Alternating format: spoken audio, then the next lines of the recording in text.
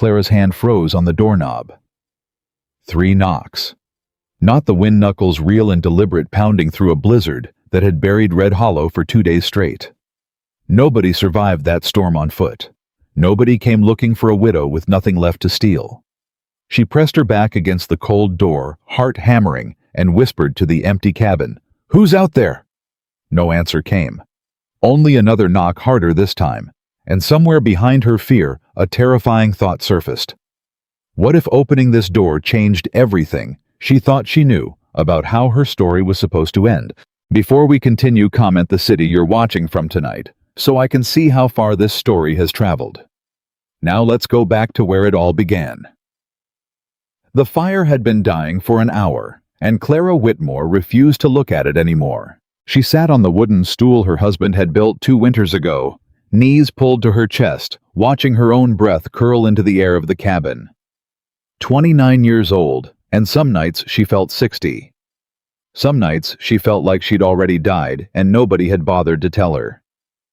"Just one more log," she murmured to the empty room. "That's all I'm asking." Nobody answered. Nobody ever answered anymore. She reached toward the small stack beside the hearth, 3 pieces of splintered wood, all that remained after she'd burned through everything else the house had to offer. A broken chair leg. A shattered picture frame, minus the photograph which she'd kept. The edge of an old trunk Thomas had built with his own hands before they were married. She'd burned pieces of her husband's memory to stay alive through November.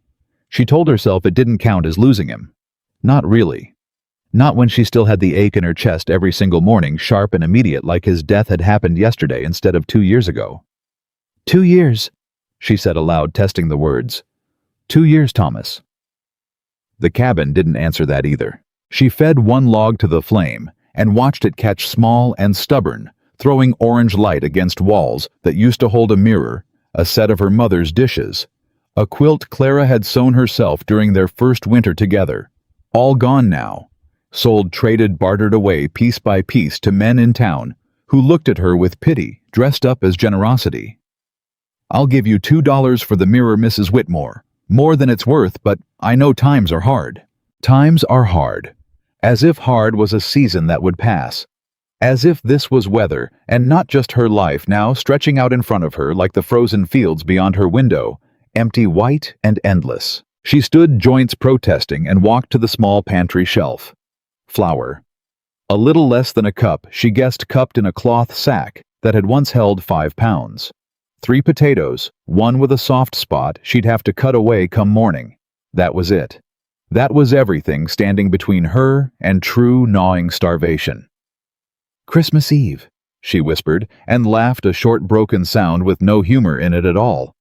Some Christmas. She remembered last Christmas. Barely. It had been a blur of grief, her first without Thomas, spent mostly staring at his empty chair and refusing to cry in front of the neighbor woman who'd come to check on her out of obligation more than love. That woman didn't come anymore. Nobody did. Clara moved back toward the fire and sank onto the stool again, pulling the threadbare blanket tighter around her shoulders. The wind outside had teeth tonight. She could hear it scraping along the cabin walls, searching for gaps, finding them. The whole structure groaned like an old man settling into a chair too small for him. "You should have reinforced the north wall," she said, and this time her voice cracked in the middle because she was talking to Thomas again, the way she did more often than she'd ever admit to another living soul. "You always said you would. Next spring, you said. Every spring you said it." There had been no more springs for him. She closed her eyes and let herself remember just for a moment the way his laugh used to fill this cabin, big and warm, the kind of laugh that made strangers in town turn their heads and smile without knowing why. Thomas Whitmore had been the sort of man who whistled while he worked, who kissed her forehead every morning before dawn broke over the fields, who promised her again and again that Wyoming would be good to them if they were patient enough to let it. Wyoming had not been good to them. Wyoming had taken him in a single afternoon, a spooked horse, a herd of cattle, a moment of chaos that ended with Thomas underneath hooves and Clara 3 miles away, hanging laundry, humming a tune she couldn't remember anymore, because she'd never been able to hum it again after that day. "I'm so tired, Thomas," she said now, And this was the truth she'd been avoiding all evening, the confession that had been building in her chest for weeks like pressure behind a dam. I don't know how much longer I can do this. I don't know if I want to. The words hung in the cold air, terrible and honest. She wasn't speaking of the fire, or the flour, or the potatoes. She was speaking of something deeper. The fight itself. The daily war of getting up, feeding the fire, checking the traps she couldn't afford to bait properly, walking the 2 miles to town, only to be met with polite distant nods from people who used to be her friends. The fight to keep believing that tomorrow might look different from today. She didn't believe it anymore. That was the truth she'd been running from. Clara pulled her knees tighter to her chest and stared into the flames. And for the first time, she let herself imagine what it might feel like to simply stop. Not violently, not dramatically. Just stop fighting. Let the cold do what the cold had been trying to do for weeks. Close her eyes by this fire and not open them again. The thought should have terrified her. Instead, it felt almost like relief. "Is that so wrong?" she whispered to the empty room. "To just be tired, to just want it to be over." Snow ticked against the window, insistent, relentless.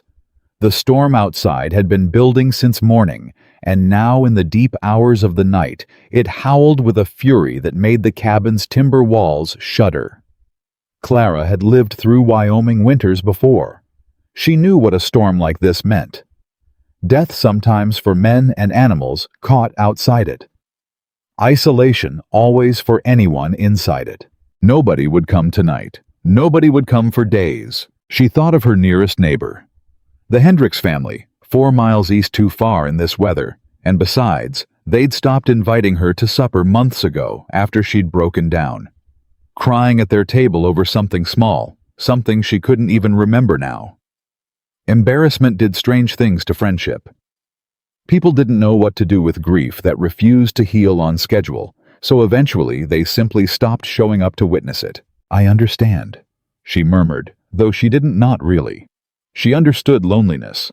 She understood the particular quality of silence that filled a house built for 2 people, but occupied by only one. She reached up and touched her bare ring finger, the pale mark still visible where her wedding band used to sit. She'd sold it in September to a peddler passing through who'd offered a price that felt like betrayal and salvation in the same breath. She'd cried for 3 days after. She'd also eaten for 2 weeks on that money, which was more than she'd have managed otherwise. Was it worth it, Clara? She asked herself now. Was survival worth what it cost you? She didn't have an answer. She wasn't sure survival was even the right word for what she'd been doing these past 2 years. Survival implied a fight worth winning.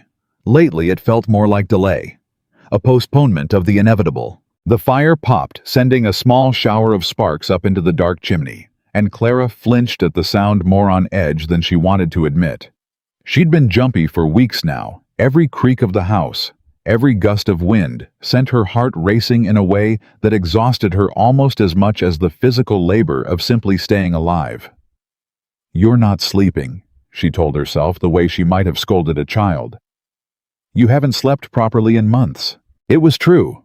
Sleep had become a stranger to her, something she chased and rarely caught lying awake in the dark, listening to the wind and running through the same exhausting calculations. How much flour left? How many days until she'd need to walk to town again? Whether she had anything left to sell, to trade, to offer, in exchange for enough food to make it through January. She didn't. That was the terrible clarity that had settled into her chest tonight, cold and absolute as the storm outside. She had nothing left. No possessions to barter, no coin to spend, no family within 1,000 miles who might send help. She had a cabin falling slowly into disrepair, a body growing thinner by the week, and a heart so tired of grieving that it had started quietly to consider grief's opposite. "Stop it," she said aloud, sharper now, trying to shock herself out of the spiral. "Stop it, Clara, this isn't like you." But that was the cruelest part, wasn't it? She wasn't entirely sure anymore what like her even meant. The woman who'd arrived in Wyoming 5 years ago with Thomas, full of hope and stubborn optimism, full of plans for a garden and children and a long life built with her own 2 hands, that woman felt like a stranger.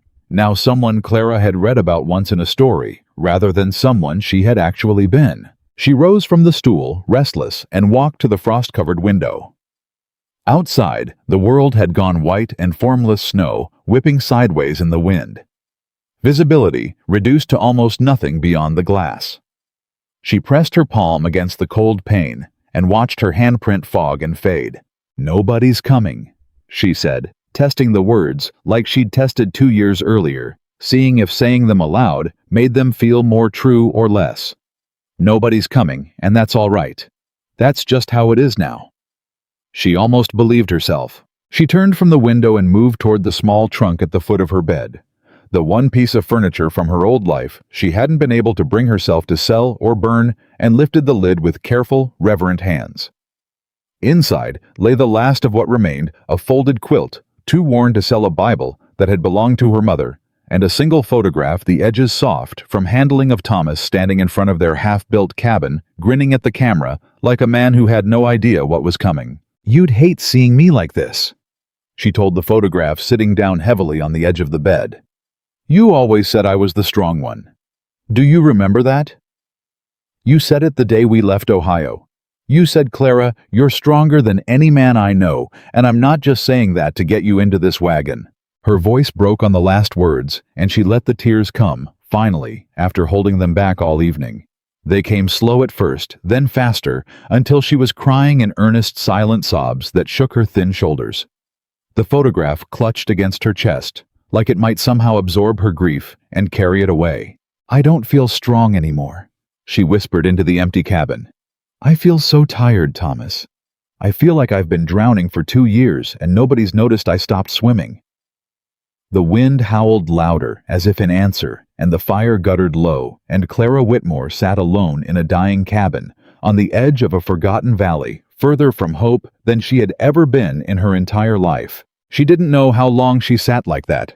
Minutes, maybe an hour, lost somewhere between memory and exhaustion, the tears eventually slowing to nothing, leaving her hollowed out and strangely calm. It was the calm of surrender, she realized, distantly. The calm of a woman who had stopped fighting the current and simply let herself be carried. She thought of the rope in the barn. The thought arrived without violence, without drama, just a quiet, practical observation, the same way she might think of needing more firewood.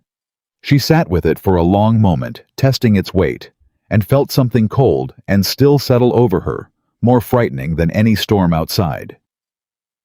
"No," she said suddenly out loud, startling herself. She pressed the photograph tighter against her chest. "No, not tonight. I won't, I can't." She didn't finish the sentence. She wasn't sure what came after. Can't. Can't do this anymore. Can't keep pretending. Can't bring herself to actually go through with the thought that had just crossed her mind, or can't bear the shame of having thought it at all. She stood abruptly, needing to move, needing to do something with her hands before her mind wandered back to that cold, quiet place again.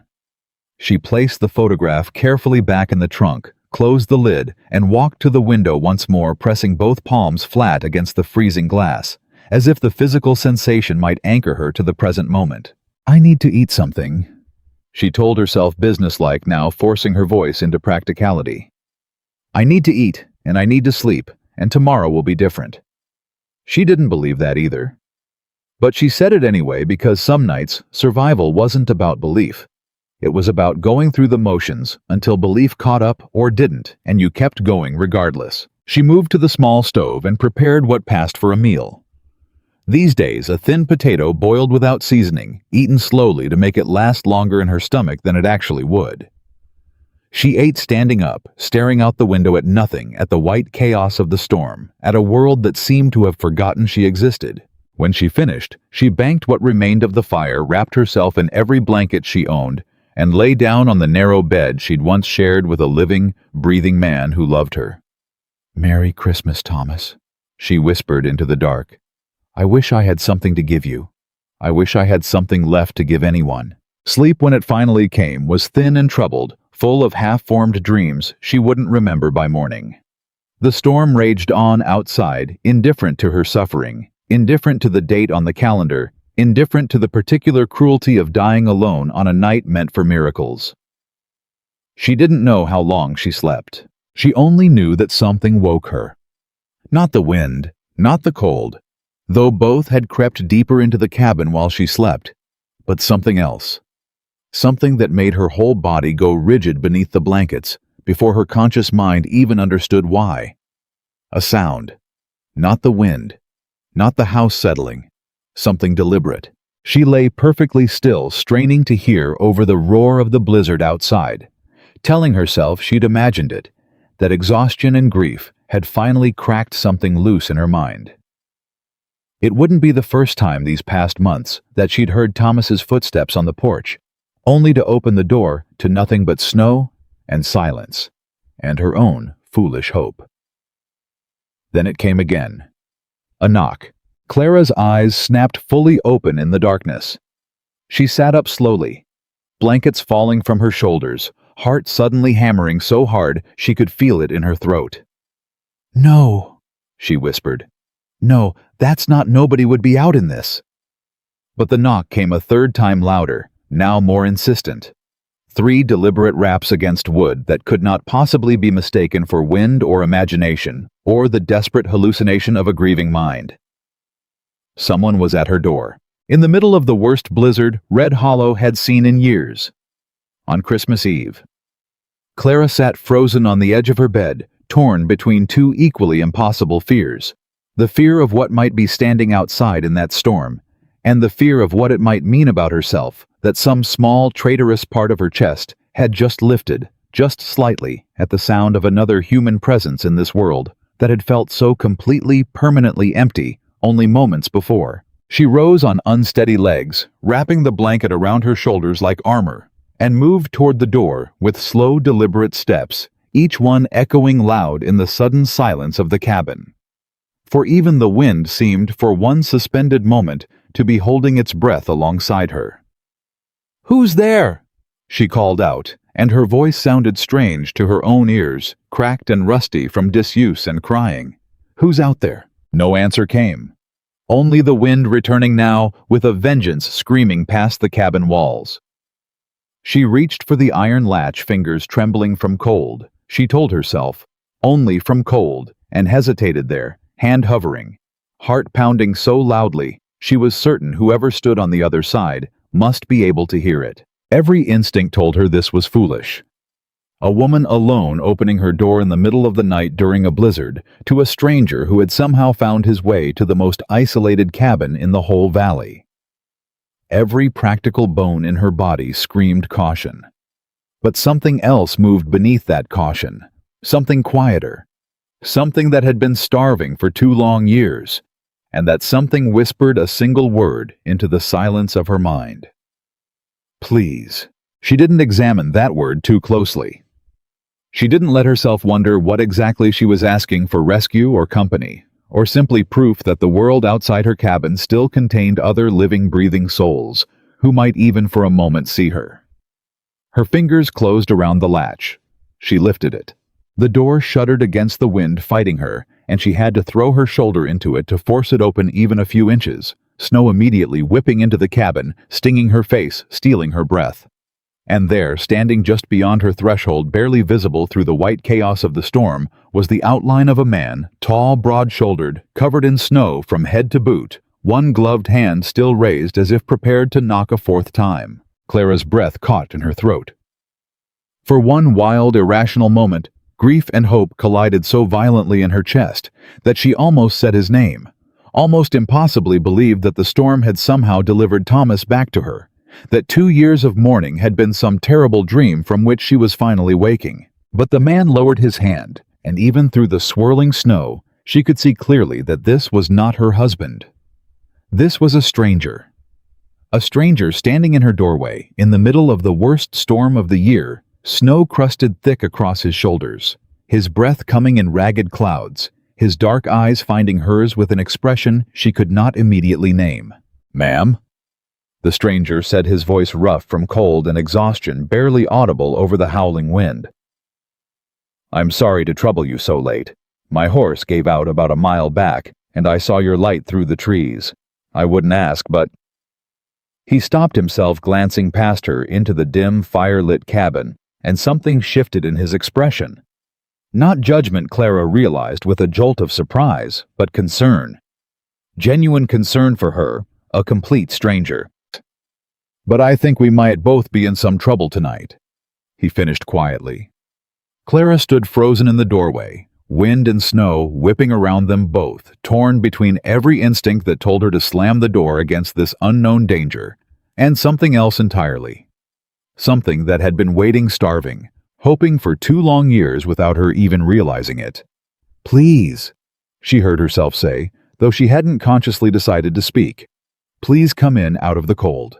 The stranger hesitated only a moment, as if surprised by her answer, and then stepped across her threshold, snow falling from his shoulders onto her bare wooden floor, bringing with him the storm, the cold, and something else. Something Clara couldn't yet name, but that she would spend the rest of her life remembering, as the exact moment everything began to change. She closed the door behind him, shutting out the screaming wind, and turned to face the stranger, now standing in the flickering firelight of her nearly empty home. And for the first time in longer than she could remember, Clara Whitmore felt something stir in her chest that was not grief, and was not exhaustion, and was not the quiet, terrible calm of surrender. It felt impossibly like the very beginning of something. She just didn't yet know what. "Shad, I'll stop here to check in before continuing. This is roughly 3,400 words for part 1, and I want to confirm direction before producing the remaining volume to reach 6,000 to 6,800 words per part, and eventually all 5 parts, since that's a very large amount of content to generate well in one pass." Nathan stood just inside the door, snow melting off his shoulders onto Clara's bare floor, and for a long moment neither of them spoke. "I don't have much to offer you," Clara said finally, wrapping the blanket tighter around herself, more from nerves now than cold. "I should tell you that plainly before you get comfortable. This isn't a house with much left in it." "I didn't come looking for comfort, ma'am." The stranger pulled off his gloves, finger by finger, methodical, like a man buying himself time to think. "I came looking for a wall between me and that wind. Anything past that is a gift I wasn't expecting. You still haven't told me your name?" "Nathan." He extended a hand, then seemed to reconsider, glancing down at how raw and frozen his fingers looked. "Nathan Callahan. I run a ranch about 6 miles west of here, past the ridge." 6 miles. Clara's eyes went involuntarily to the window, to the white chaos still screaming past the glass. "You walked 6 miles in this? Rode most of it." His jaw tightened. "My horse went down about a mile back. Stepped wrong, I think, or just gave out from the cold. I got him into a stand of pines, covered him best I could, and came the rest of the way on foot." "You left your horse out there alone. Didn't have much choice, ma'am. Man freezes to death worrying about a horse. The horse doesn't get saved either way." He said it simply, without self-pity, and something about the flat honesty of it made Clara study him more closely than she had a right to this stranger dripping melted snow onto her floor at. She glanced at the small clock on her mantel past midnight on Christmas Eve. "You should sit," she said abruptly, gesturing toward the stool near the dying fire. "Before you fall down. You look half frozen." "I am half frozen." A ghost of a smile crossed his face there, and gone so fast she almost missed it. Might be more accurate to say 3/4. She almost laughed. The sound surprised her, a small rusty thing catching in her throat, unfamiliar after so many silent months. Nathan noticed it too. She saw something shift behind his eyes, some flicker of surprise, like he hadn't expected to find humor in a house this cold, this empty. He crossed to the stool and lowered himself onto it, with a stiffness that told her exactly how long he'd been fighting that storm. Up close in the weak firelight, she could see him properly for the first time. A man perhaps in his late 30s. Dark hair damp with melted snow.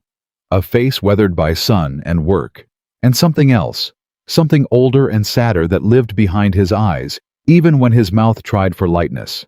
"I'll build the fire back up," Clara said, moving toward the small stack of wood before she could stop herself, before practicality could remind her that she had almost nothing left to burn.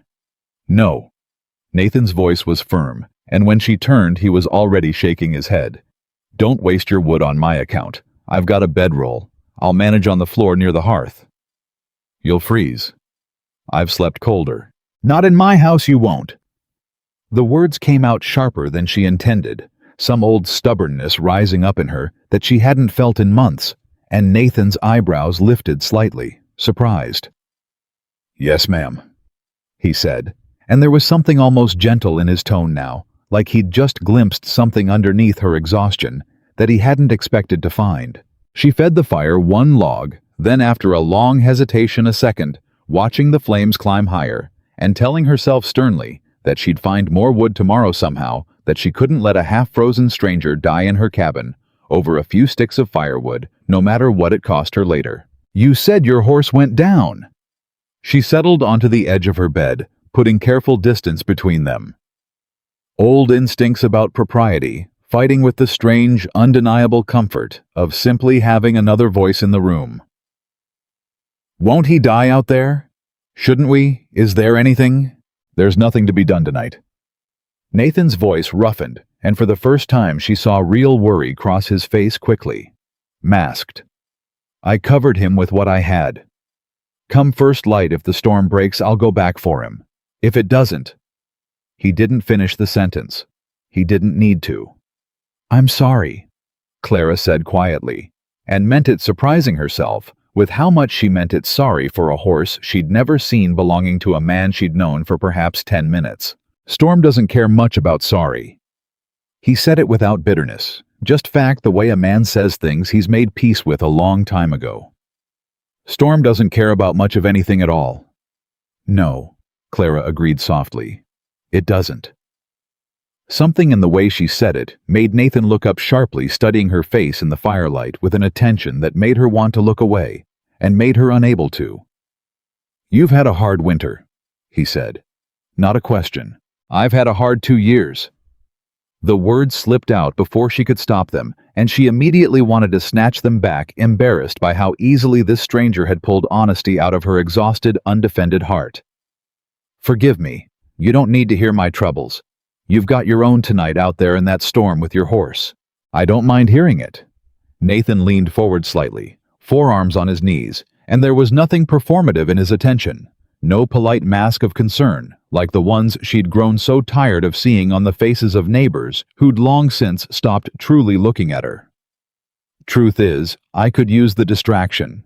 Gives me something to think about besides my horse freezing half a mile from here. Clara studied him for a long moment, weighing the strange intimacy of the moment. A stranger's cabin, a stranger's fire. A stranger asking without demanding to hear the story she hadn't told another living soul in months. My husband died, she said finally quietly, the words still sharp after 2 years still catching somewhere in her chest on the way out. 2 years ago, cattle accident. He was thrown and... She stopped, swallowed. It doesn't matter how. He's gone. That's all that matters now. I'm sorry. Nathan said it simply, without the practiced sympathy she'd grown used to receiving and distrusting. What was his name? The question caught her off guard. Nobody asked that anymore. Nobody wanted to make him real, to give the grief a name and a face. They preferred the safe, vague shorthand of your husband, your loss, as if specificity might make her sadness contagious. Thomas, she said, and something in her chest loosened slightly at finally being asked. His name was Thomas. Tell me about him. Why? Because you're sitting in a house that used to have him in it, and I'd guess it's been a long while since anyone let you talk about him, instead of just around him. Clara stared at this stranger, snow still melting from his dark hair, firelight flickering across a face that had somehow, in 10 minutes, seen straight through 2 years of careful, exhausting silence, and felt something crack open in her chest. Something she'd been holding shut with white-knuckled effort since the day they buried Thomas in the frozen Wyoming ground. He laughed? She said, voice trembling. That's the first thing I remember about him. Not his face, not even his voice at first, just that laugh filling up whatever room he was in. He laughed at everything, at himself mostly, at how bad he was at fixing fences, at how I burned every third meal I ever cooked in our first year out here.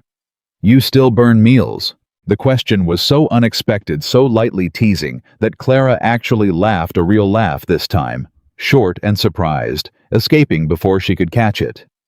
"I haven't had enough food to burn in months," she said, and then immediately regretted the honesty of it. Watching Nathan's expression sharpen, something protective flickering behind his eyes that she hadn't asked for and didn't know how to feel about. "How long has it been since you had a full meal?" His voice had gone quiet, careful.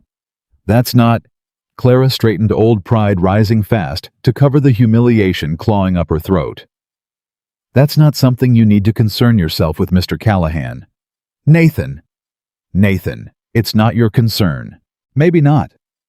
He held her gaze steadily, not backing down, not looking away, and there was something in his patience that unsettled her more than anger would have. "But I'm sitting in your house eating your fire, and I've got food in my saddlebags that's doing nobody any good freezing under a pine tree with my horse. Seems wasteful letting pride get between two people in a meal, especially tonight. I don't want your charity." "It's not charity." His voice hardened slightly, not unkind, but firm. "Charity is something you give because you feel sorry for someone. This is something else." "What is it then?" Nathan considered this question seriously, like it deserved real thought, rather than a quick, comfortable answer. "I'd call it two people helping each other survive a bad night," he said finally. "You gave me a wall between me and that storm. Least I can do is make sure we're not both going hungry while we wait it out."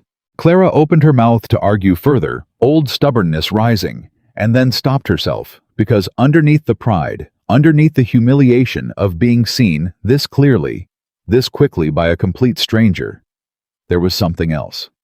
Something that had been starving far longer than her stomach had. She was so tired of being alone in her suffering. "There's a satchel just outside the door," Nathan said gently, watching her face reading the surrender there before she'd even fully found it herself. "I'll fetch it if you'll let me." She nodded, unable to trust her voice, and watched him rise and move to the door, bracing himself before pulling it open against the shrieking wind. Snow exploded into the cabin again, and for a moment he was gone, swallowed by white, and Clara felt an unexpected stab of fear at his absence. Fear that startled her with its intensity. Fear for a man she'd known less than 20 minutes. Then he was back hauling a heavy leather satchel, slamming the door shut against the storm snow, already melting in his dark hair again. "Bread," he said, kneeling by the fire and opening the bag with numb fingers. "Dried beef. Coffee. Real coffee, not the chicory nonsense they sell in town. Some medicine, in case either of us needs it before this storm breaks." Clara stared at the contents of the satchel like a starving woman staring at a feast, which she realized with a lump rising in her throat was exactly what she was. "Why do you carry all this?" she asked, voice unsteady.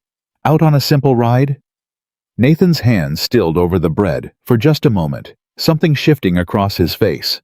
Old grief, she recognized it instantly, the way you recognize your own reflection in a stranger's eyes. "Habit," he said finally. "Learned a long time ago not to travel unprepared. Learned it the hard way."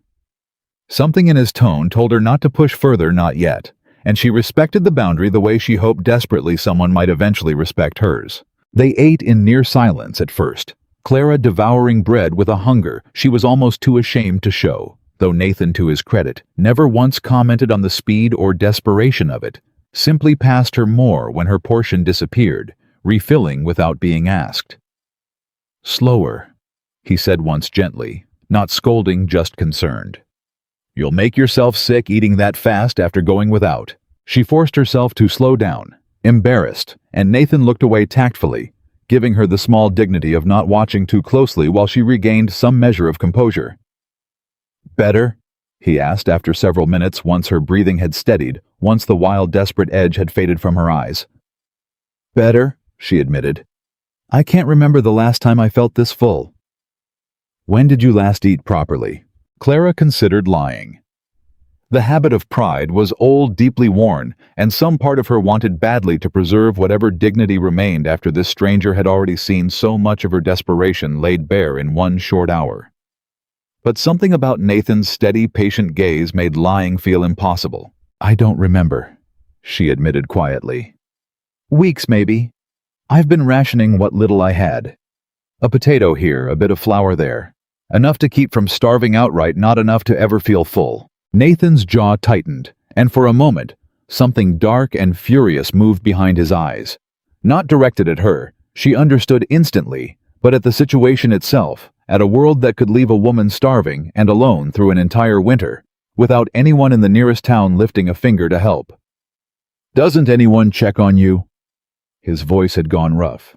Neighbor's family. No family left. Not out here. Clara stared into the fire, unwilling to meet his eyes for this particular confession. And the neighbors stopped coming around eventually. I think... She stopped, swallowed hard. I think grief makes people uncomfortable when it doesn't heal on the timeline they expect. Easier to stay away than watch someone struggle. That's a coward's excuse. The sharpness in his voice surprised her, made her look up. Forgive me, Nathan said, immediately softening. That's not my judgment to make. I don't know your neighbors, don't know their reasons. He shook his head, something old and painful crossing his features. I know what it costs a person being left alone with grief too heavy to carry by themselves. I know it better than I'd like to. You said you learned about traveling prepared the hard way. Clara's voice was gentle now, offering the same patience he'd extended to her. What happened? Nathan was quiet for a long moment, staring into the flames, and Clara wondered if she'd pushed too far too fast. Trespassing into territory, this stranger wasn't ready to share. My wife, he said finally, voice low and careful, like each word had sharp edges he was navigating around. And my daughter. 5 years ago now. Sickness came through the valley that winter, took a dozen families, ours among them. Clara's breath caught. Nathan, I was 3 days' ride away when it happened. He continued, and now the words came faster, like a dam finally breaking after years of careful containment. Selling cattle in Cheyenne. Got word too late to do anything but bury them both when I finally made it home. I'm so sorry. Everyone says that. His voice was flat now, exhausted. Sorry doesn't fill the house back up. Sorry doesn't make the silence any quieter. Clara understood that particular truth more deeply than she could have explained to anyone who hadn't lived it themselves. No, she agreed softly. It doesn't. They sat together in silence for a long moment, two strangers bound suddenly by the terrible intimacy of shared grief, the fire crackling between them, the storm still howling outside like it was trying to drown out every word they'd just confessed to each other. I stopped believing I'd ever laugh again, Nathan said finally quietly. After. Told myself surviving was the same thing as living. Convinced myself for years that the ranch, the work, the routine, that was enough. That I didn't need more than that. Did you believe it? Some days. He looked up, meeting her eyes directly for the first time in several minutes. Most days, if I'm honest, I just got very good at not thinking about it at all. Clara recognized that particular skill intimately. The careful art of survival through avoidance. The exhausting daily labor of not letting yourself feel the full weight of what you'd lost, because feeling it fully might mean you'd never get back up again. I know that feeling, she whispered. I imagine you do. Nathan's voice had gone gentle again, and something in his expression made her chest ache in a way she didn't fully understand. Recognition, maybe, or the particular relief of finally being truly seen by someone who understood exactly what that kind of exhaustion cost a person. The fire popped loudly, and Clara jumped slightly old nervous habit, and Nathan's hand moved instinctively toward her before he caught himself pulling back. Respecting a boundary, neither of them had spoken aloud, but both understood. Sorry, he said. Didn't mean to startle you further. You didn't. The fire did. She managed a small smile. I've gotten jumpy living alone. Every sound in this cabin makes me think... She stopped herself. Makes you think what... Clara hesitated, torn between honesty and self-preservation, and then surprising herself chose honesty. Makes me think it's him, she admitted quietly. Thomas. Some foolish part of me still expects him to walk through that door every time I hear something outside. even after 2 years. Nathan didn't offer platitudes. He didn't tell her that would fade with time, didn't offer the empty comfort she'd grown so exhausted of hearing from well-meaning strangers in town. "I still set 2 cups out some mornings," he said instead quietly, offering his own vulnerability in exchange for hers. "Before I catch myself, some habits don't care how much time has passed." "No," Clara agreed, feeling something warm and unexpected bloom in her chest, at finally being understood by someone who didn't need the grief explained to them. "They don't." The wind screamed against the cabin walls, and somewhere beyond the storm, Clara knew a horse lay shivering under a stand of pines, and a ranch sat empty 6 miles west. And 2 broken people sat together beside a small, struggling fire on the coldest Christmas Eve. Either of them could remember, and yet impossibly. Something in the room had shifted, had softened, had begun very quietly to feel less like survival, and more like the first fragile edges of something else entirely. "Can I ask you something?" Clara said after a long silence, watching the flames dance across Nathan's tired, weathered face. "Of course." "Why did you keep walking when your horse went down?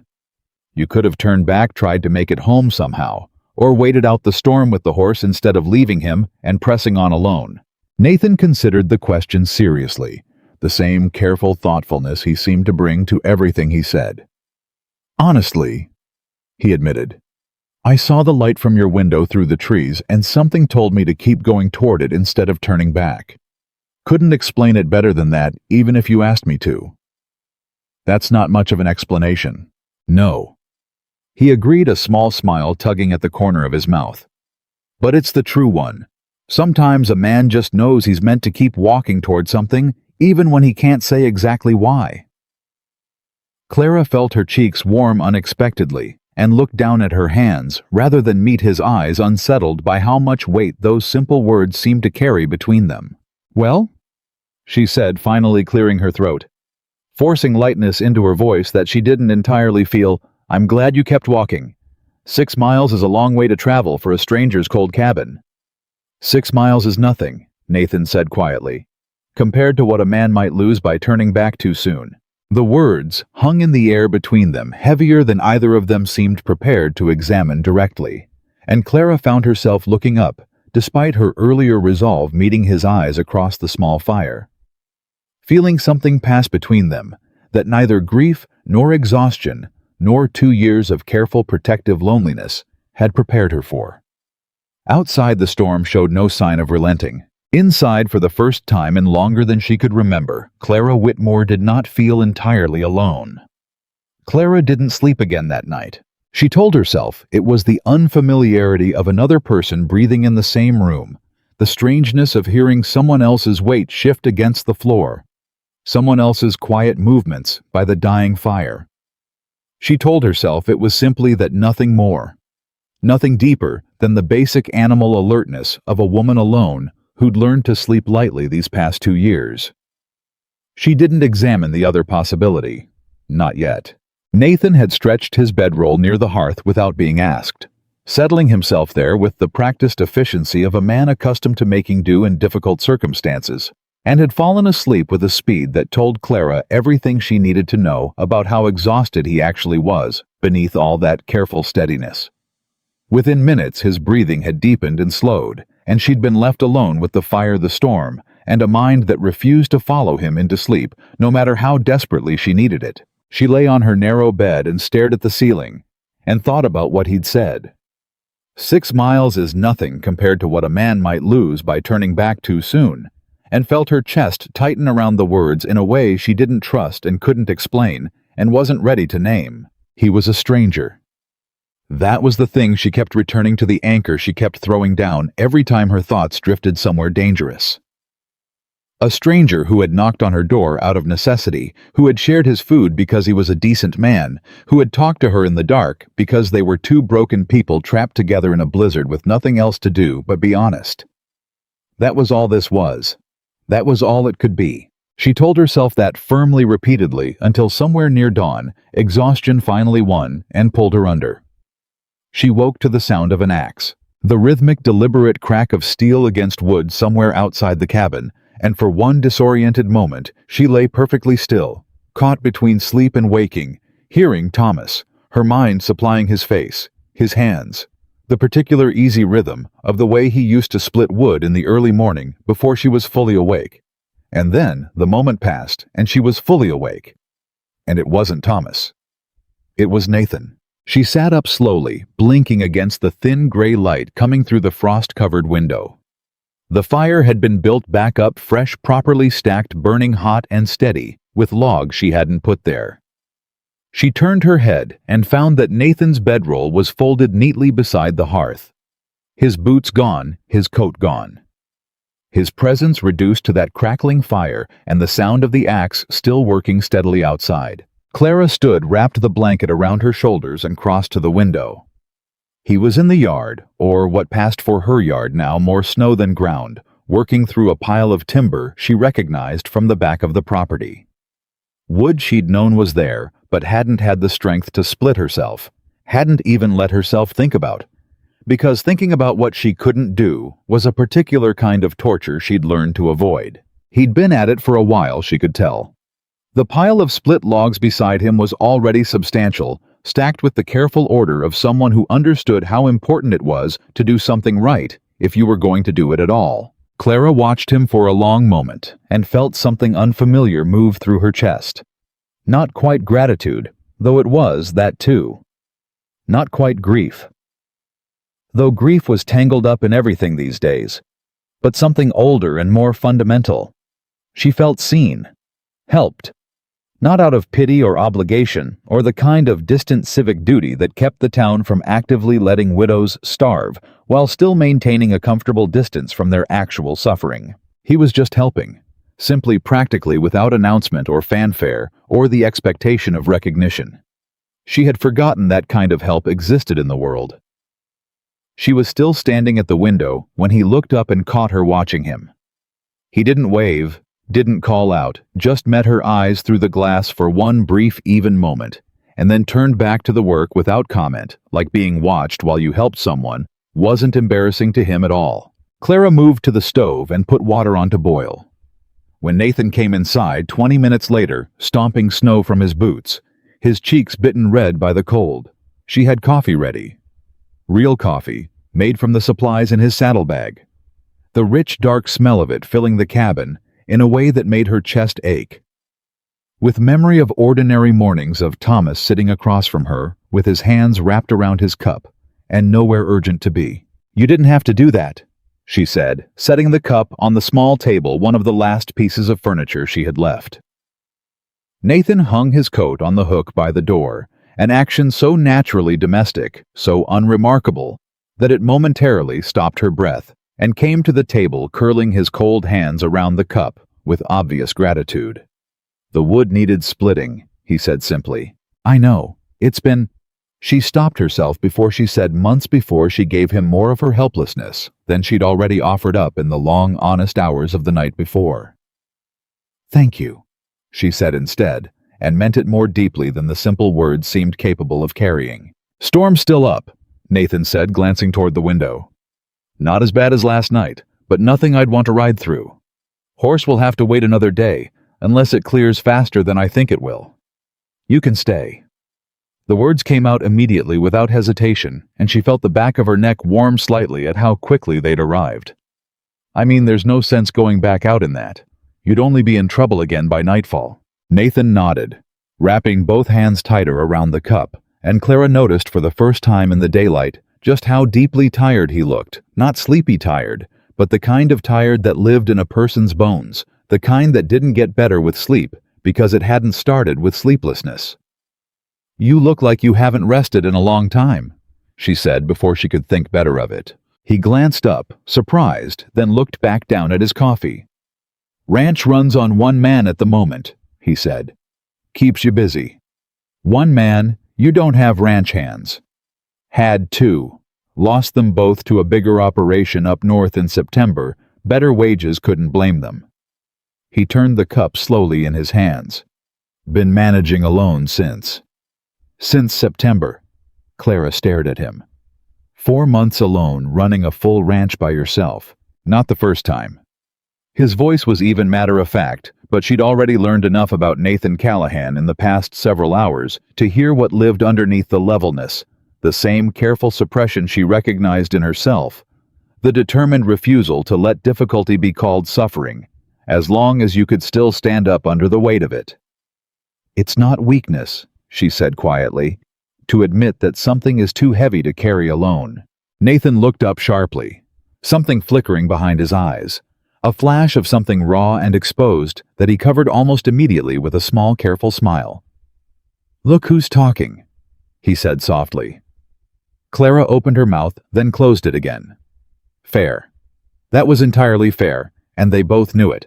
"Fair point," she said, and to her own surprise, she smiled, a real one broader than the cautious, rusty attempts from the night before, and she felt Nathan register it, the way you register sunlight after a long time indoors, a slight shift of attention, a moment of stillness. "There it is," he said quietly, almost to himself. "What?" "Nothing." He shook his head, looking back at his coffee. "Nothing. Are you hungry?" She was. Desperately, unashamedly hungry, in the way she'd already stopped bothering to fight or hide around him, and they ate together at her small table bread, dried beef, the last of the coffee, and something about sharing a meal in the thin daylight felt different from the night before. More ordinary, more real, less like two strangers making the best of a desperate night, and more like something that might have roots if you let it. She didn't let herself think about that for too long. "Tell me about the ranch," she said instead, pushing the thought away. "What does it look like? I know you said it's past the ridge, but I've never been that far west." Nathan's expression changed when she asked about the ranch. Not dramatically. Not the way some men lit up talking about property and profit, but something quieter, something settled and careful. The way a person looks when talking about something they love and are afraid to love too openly in case the world decides to take it from them. "It's a good piece of land," he said finally. "Better than I deserved when I first bought it, if I'm honest. 800 acres pasture land, mostly with good water from the creek that runs along the eastern boundary. The house is, well, it's bigger than one man needs. My wife had plans for it." He stopped, cleared his throat. "She had plans for most things." "What was her name?" He looked up, and Clara saw the same startled gratitude she'd felt the night before when he'd asked for Thomas's name, relief at being given permission to make the person real, rather than keeping them locked safely in the abstraction of loss. "Margaret," he said. "Everyone called her Maggie. She had no patience for nonsense, any kind of nonsense at all. She would have told me I was a fool for riding out in this storm, and she would have been right, and I would have gone anyway, and she would have had supper ready when I got back, and not said another word about it." His jaw worked for a moment. That was Maggie. "She sounds wonderful." She was. Simple, certain, the way you say things you stopped needing to question long ago. She was the kind of person that made every room she walked into feel more organized than it had been 30 seconds before. Not bossy, just purposeful. Like she always knew exactly why she was in a room and what needed doing there. He paused. "I've never figured out how she did that." "And your daughter?" Nathan's face changed in a way she hadn't seen yet. A softening, a vulnerability that his careful steadiness had kept carefully contained until this moment, and Clara felt her own chest ache in response to it, the particular pain of watching someone love someone they'd lost. "Eleanor," he said quietly. "She was 4 years old. She used to—" He stopped, started again. "She used to carry rocks in her pockets, big ones. Couldn't explain why. Maggie would do the laundry and find rocks in Eleanor's pockets every single time, and every time she'd just put them in a pile by the back door without saying anything, and Eleanor would gather them all back up again before dinner, like she was collecting them from somewhere important and bringing them home safe." Clara pressed her lips together, tears stinging the back of her eyes for a 4-year-old girl with rocks in her pockets, and a mother who silently returned them for a man sitting across from her in a cold Wyoming cabin, carrying both of them somewhere inside him every day. "I'm so sorry, Nathan." 5 years. He said the way she'd said 2 years the night before, testing whether the number made it feel different. "You'd think 5 years would—" He shook his head. But it doesn't. Does it? No. Clara agreed. It doesn't get smaller. You just get, I don't know, better at carrying it maybe. Or better at pretending you are. There's not much difference between those two things some days. No, she agreed. Some days there really isn't.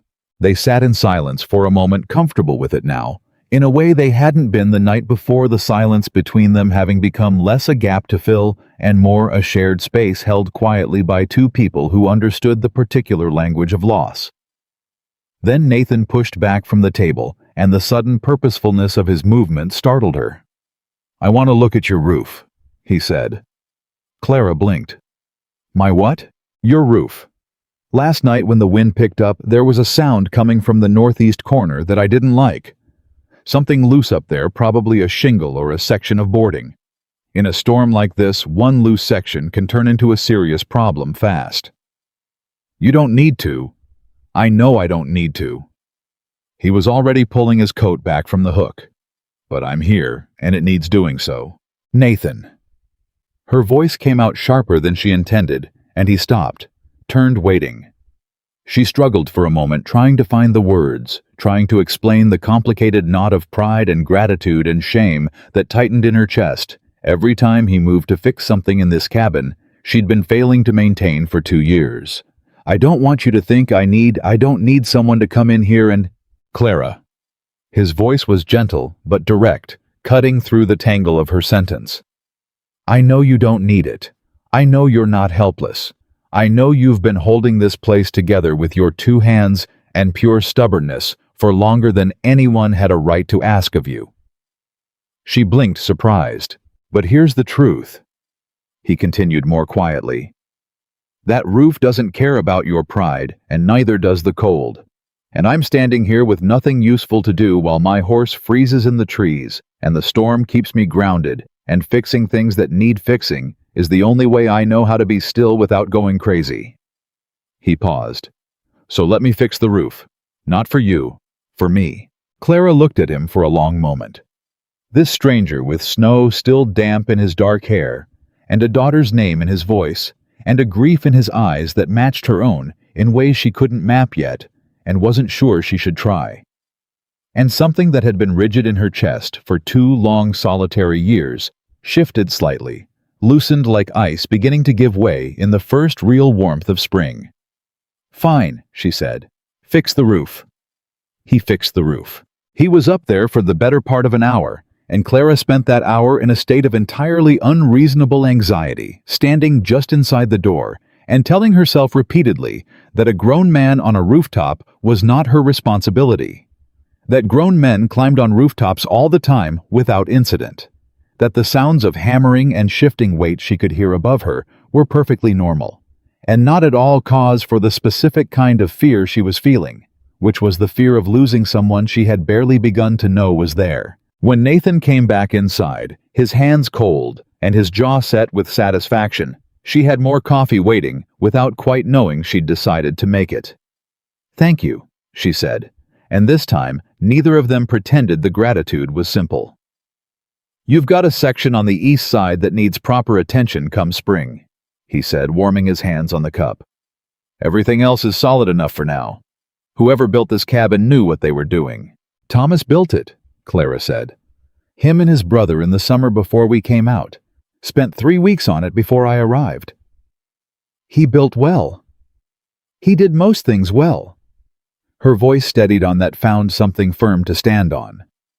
He didn't plan on leaving is all. None of it was designed to be managed by one person." "No." Nathan's voice was quiet, thoughtful. "None of it ever is." Clara wrapped her own hands around her cup and made a decision she hadn't consciously reached until the moment it fell out of her mouth.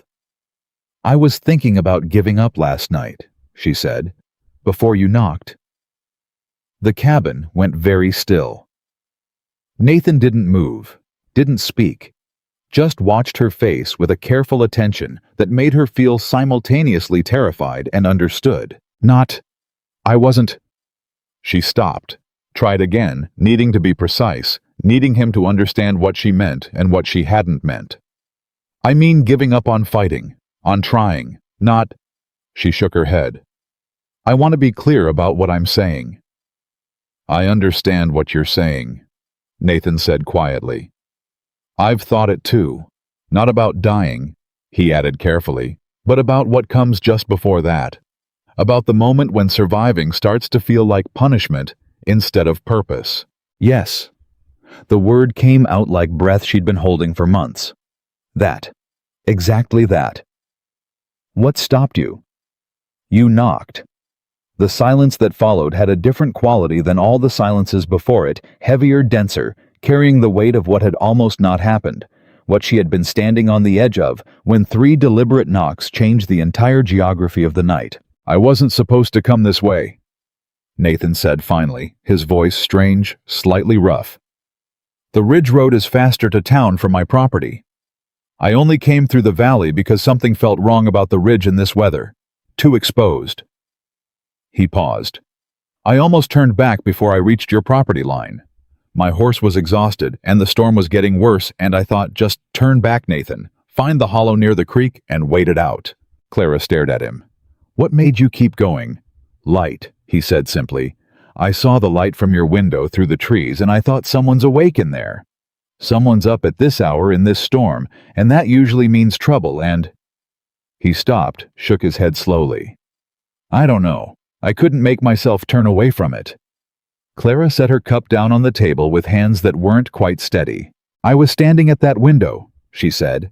"When I couldn't sleep, that's where I was. Standing at the window, pressing my hands against the glass, telling myself nobody was coming, and I needed to accept that." Nathan was very still. "And then you knocked," she finished. The fire crackled between them. The storm outside had softened slightly, the screaming wind becoming something more like a moan, like something enormous, slowly exhausting itself against the indifferent landscape. "Clara," Nathan said, and his voice had gone to something she hadn't heard from him yet, uncertain, which somehow made him feel more real to her than all the steadiness combined. "Don't," she said quickly, hearing something coming in his voice, that she wasn't ready for some kindness or connection, that she needed another moment, or day, or year before she could receive without flinching. "Don't say anything, not yet, just—" She swallowed. "Just stay. For now. Just stay a little longer." "I wasn't going anywhere," he said quietly. "Storm's not done."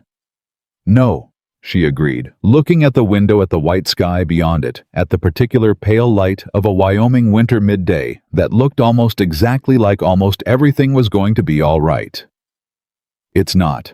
By the afternoon, Nathan had repaired the broken hinge on the cabin door, a hinge Clara had been managing around for 3 months, lifting the door slightly every time she opened or closed it to compensate for the way it dragged. She hadn't even mentioned it. He'd simply noticed the deep mark on the floor, where the door's bottom edge scraped, found the loose pin in the hinge, and fixed it in 20 minutes with tools from his saddlebag. When the door swung clean and quiet on its repaired hinge, Clara stood very still for a moment, hand on the latch opening and closing it, feeling something ridiculous and enormous well up in her chest at the sensation of a door that simply worked the way a door was supposed to work. "Stop," she said firmly to herself, as much as to the tears threatening behind her eyes. "You all right?" Nathan asked from across the room, where he'd moved on to examining the window frame, checking for gaps. "I'm fine." She released the door. "It's a door hinge. It's ridiculous to—" "It's not a door hinge," he said without looking up from the window frame. "It's 3 months of doing something hard the harder way because you had no choice. And now you have one less thing that's hard. That's not ridiculous. That's significant." Clara pressed her lips together and said nothing, because if she said anything, she was going to cry, and she'd already cried more in front of this man in the past 12 hours than she'd cried in front of another living person in the past 2 years combined. She made herself useful instead, going through the remaining supplies from his saddlebag, with careful, practical hands, taking stock of what they had and what it might stretch to the old household mathematics. Coming back to her as naturally as breathing. How many meals? How many days? What could be made into? What if you were creative and willing to be flexible about what counted as supper? We have enough for 3 days, maybe 4, if we're careful. she said more to herself than to Nathan. Storm should break before 3 days. You sound very sure about that. I've been watching Wyoming weather for 15 years. You learned to read it. You've been here 15 years. Came out with Maggie the year after we married, 1870. He'd moved from the window to the spot by the hearth where the floorboard Clara had been stepping around for months had developed a dangerous give and was pressing his boot against it, testing it already problem-solving. We were young and convinced Wyoming was waiting specifically for us. Were you right? Something crossed his face that she couldn't entirely read. Wyoming gave us 8 good years and then took everything that mattered in the 9th. Make of that what you will. Clara was quiet for a moment. I used to think the frontier was romantic, she admitted. Before I got here. Thomas used to read to me from the land notices all that language about opportunity and wide open sky and building something from nothing. It sounded like freedom. It is freedom. Nathan sat back examining the floorboard. Freedom is just more complicated than it sounds when you're reading about it somewhere warm. It includes the freedom to suffer without anyone obliged to notice. Clara absorbed that quietly. Thomas would have said you were being pessimistic. Thomas sounds like he was wiser than pessimism and kinder than realism. Nathan glanced up. Most good men are. Clara felt the grief move through her like a wave. Not the sharp drowning kind she'd known in the early months, but something older now, deeper, the grief of someone who has begun slowly and unwillingly to live alongside their loss rather than inside it. He would have liked you, she said, and was startled to realize she meant it fully without reservation. He was suspicious of people at first, took him a while to warm up to anyone, but once he decided a person was worth knowing, he was loyal past the point of sense. Sounds like a good man to be loyal to. He was. She paused. He would have had that door hinge fixed inside a week of it breaking. I think the reason it took me 3 months was...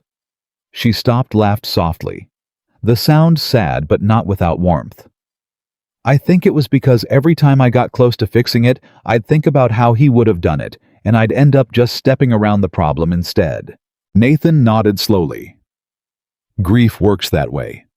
The practical things become the hardest because they're the ones that remind you most specifically of who's not there to help with them. Yes. She looked at him. Exactly yes. He fixed the floorboard. It took him the better part of 2 hours finding the right wood from the stack he'd split that morning, shaping it to fit, working with a calm focus that was almost meditative. And Clara sat nearby and watched and found to her own quiet astonishment that simply watching someone work in her cabin with steady, capable hands felt like something she hadn't known she was starving for. Not just the help, the presence. Late afternoon, the storm shifted the wind, dropping to something manageable, and Nathan pulled on his coat with the particular purpose of a man who has been still long enough and needs to move. I'm going to check on my horse, he said. Nathan, it's still. I know, but he's been out there long enough. I need to know he's alive, and if he is, I need to get him somewhere better than a stand of pines. He paused, looked at her directly. I'll come back. I know, Clara said, and was surprised to realize she did know, without needing to be reassured that she believed without question that this particular man would do exactly what he said he would do. Might be a couple of hours if I have to coax him. I'll have supper ready when you get back. The words fell between them with more weight than a simple practical statement should have carried, and they both felt it stood quietly on either side of it for a moment, before Nathan nodded and opened the newly repaired door, which swung clean and smooth and quiet, on its fixed hinge, and stepped out into the cold gray late afternoon. Clara stood in the middle of her cabin, her repaired cabin with its stacked firewood and its fixed door and its solid roof, and the smell of real coffee still faint in the air, and put her hands on her hips and breathed. Something was happening here. Something she didn't have words for and wasn't sure she should name yet, and it frightened her with its velocity, with the speed at which one stranger's presence had shifted something fundamental in the weather of her inner life. Be careful, she said aloud to the closed door, though he was already too far away to hear. Then she turned to the stove and set water boiling and began to make something that could pass for supper, and realized somewhere in the middle of it that her hands were not shaking. They hadn't shaken all day. She hadn't noticed until now how all day, without quite being aware of it happening, she had stopped being afraid. She stood over the stove and let that land for a long moment, soft and weighty as new snow, and outside the storm was fading to something you could walk through. And somewhere a mile away, a man was checking on his horse because he'd said he would, and Clara Whitmore realized with the slow, startled wonder of someone discovering they have survived something they were certain would finish them, that she was looking forward to something again. Small. Practical. The simple, ordinary thing of a door opening and a cold man coming in from the weather and sitting across from her at a table. But she was looking forward to it. And for the first time in 2 years, the difference between that and nothing felt like the whole world. He came back. Clara heard the horse before she heard Nathan, the slow, labored crunch of hooves through packed snow, and then Nathan's voice low and patient and continuous, talking the animal through every step. The way you talk, a frightened child through something necessary. Quiet words she couldn't make out through the cabin walls, but could feel the steadiness of even from inside. She had supper on the stove. Real supper, a proper broth made from the dried beef and the last of her potatoes, stretched with a handful of flour to thicken it, smelling like something that belonged in a home rather than a survival camp. She'd stood over that pot for the better part of an hour, tending it with a care she hadn't given to cooking in longer than she wanted to admit, and she'd only understood halfway through why she was being so careful. She wanted it to be good. She wanted to offer him something that matched what he'd given her, and food was what she had.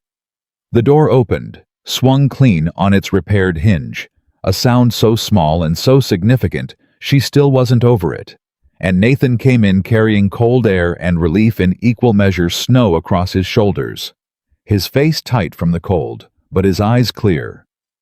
Something loosened in him that told her the news before he said a word. "He's alive," Clara said. "He's alive." Nathan's voice carried the particular flat relief of a man who'd been braced for the worst and found something better. "Stiff cold, not happy with me at all, but alive. Got him into your barn, hope you don't mind. It's the only shelter close enough." "Of course I don't mind. Sit down, you're frozen." He sat. She ladled broth into both cups because she only had 2 cups left. Another piece of information she hadn't offered, and he hadn't asked about just one more small detail of her stripped-down life that he was absorbing without comment, without pity, simply working around it the way he worked around everything inconvenient with quiet, practical efficiency. Nathan wrapped his hands around the cup and closed his eyes for just a moment, breathing in the steam, and Clara watched him do it and felt something private in the observation, like witnessing a man in a moment of genuine, unguarded relief. "How bad is he?" she asked, settling across from him. "He'll need a few days of rest before I'd put weight on him again." Nathan opened his eyes, looked at her steadily across the small table. "Which means I'm imposing on your hospitality longer than I said I would be." "You said you'd come back," Clara said. "You didn't say for how long." Something shifted at the corner of his mouth. "That's a generous reading of the situation. It's an accurate one." She wrapped her own hands around her cup. "And the storm's not done anyway. Another day at least from the look of the sky." "You read sky now?" "I read whatever I need to read to survive out here." The words came out more bluntly than she'd intended, and she saw Nathan absorb them, nod once, no argument. "Fair enough," he said. They ate in the companionable quiet they'd been building all day, the kind of silence you could only achieve with someone you'd already said difficult things to, someone who'd heard your worst admissions and hadn't flinched away from them. Clara found herself paying attention to small things, the way Nathan ate slowly, deliberately, like a man who'd learned somewhere along the line not to take a meal for granted. The way he held the cup with both hands, even after it had stopped being cold enough to need the warmth. The way he glanced occasionally toward the window, not anxiously, just with the habitual attentiveness of a man who'd spent 15 years taking responsibility for land and livestock, and things that depended on his vigilance to survive. "Can I ask you something?" she said. "You keep asking me that as though I've ever said no." That startled a laugh out of her, short and bright. You're right. I'll just ask then. She looked at him steadily. What happens when the storm breaks? When your horse is rested and the road clears? Nathan set his cup down on the table and met her eyes without looking away. I go back to the ranch, he said simply. And nothing. His voice was careful now. I go back to the ranch. I check the cattle. I see what the storm damage looks like. I get back to work. Alone. Same as before. He paused. Same as always. Clara pressed her thumbnail against the side of her cup, a small, nervous gesture she caught herself making, and stopped. That doesn't bother you? Going back to all of it alone after... She gestured vaguely at the air between them, at the strange and significant and entirely real thing that had been building in this cabin since 3 knocks on a frozen door. Nathan was quiet for a long moment, and when he spoke, his voice was lower, more careful, like a man picking his way across ice he's not sure will hold. It bothers me more than it did 2 days ago, he said honestly, if that's what you're asking. Clara's chest tightened. She chose her next words with the same care. I don't know what I'm asking, she admitted. I think I'm trying to understand where the edges of this are, what it is, what it's supposed to be. Does it have to be something defined right now? I'm a practical woman, Nathan. I've been surviving on practically nothing for 2 years. I'm very accustomed to knowing exactly what I have and what I don't. She met his eyes. Uncertainty is expensive. He looked at her for a long moment, something working behind his expression, and then he nodded slowly, like she'd said something he'd been thinking in different words himself. Then I'll be practical with you, he said.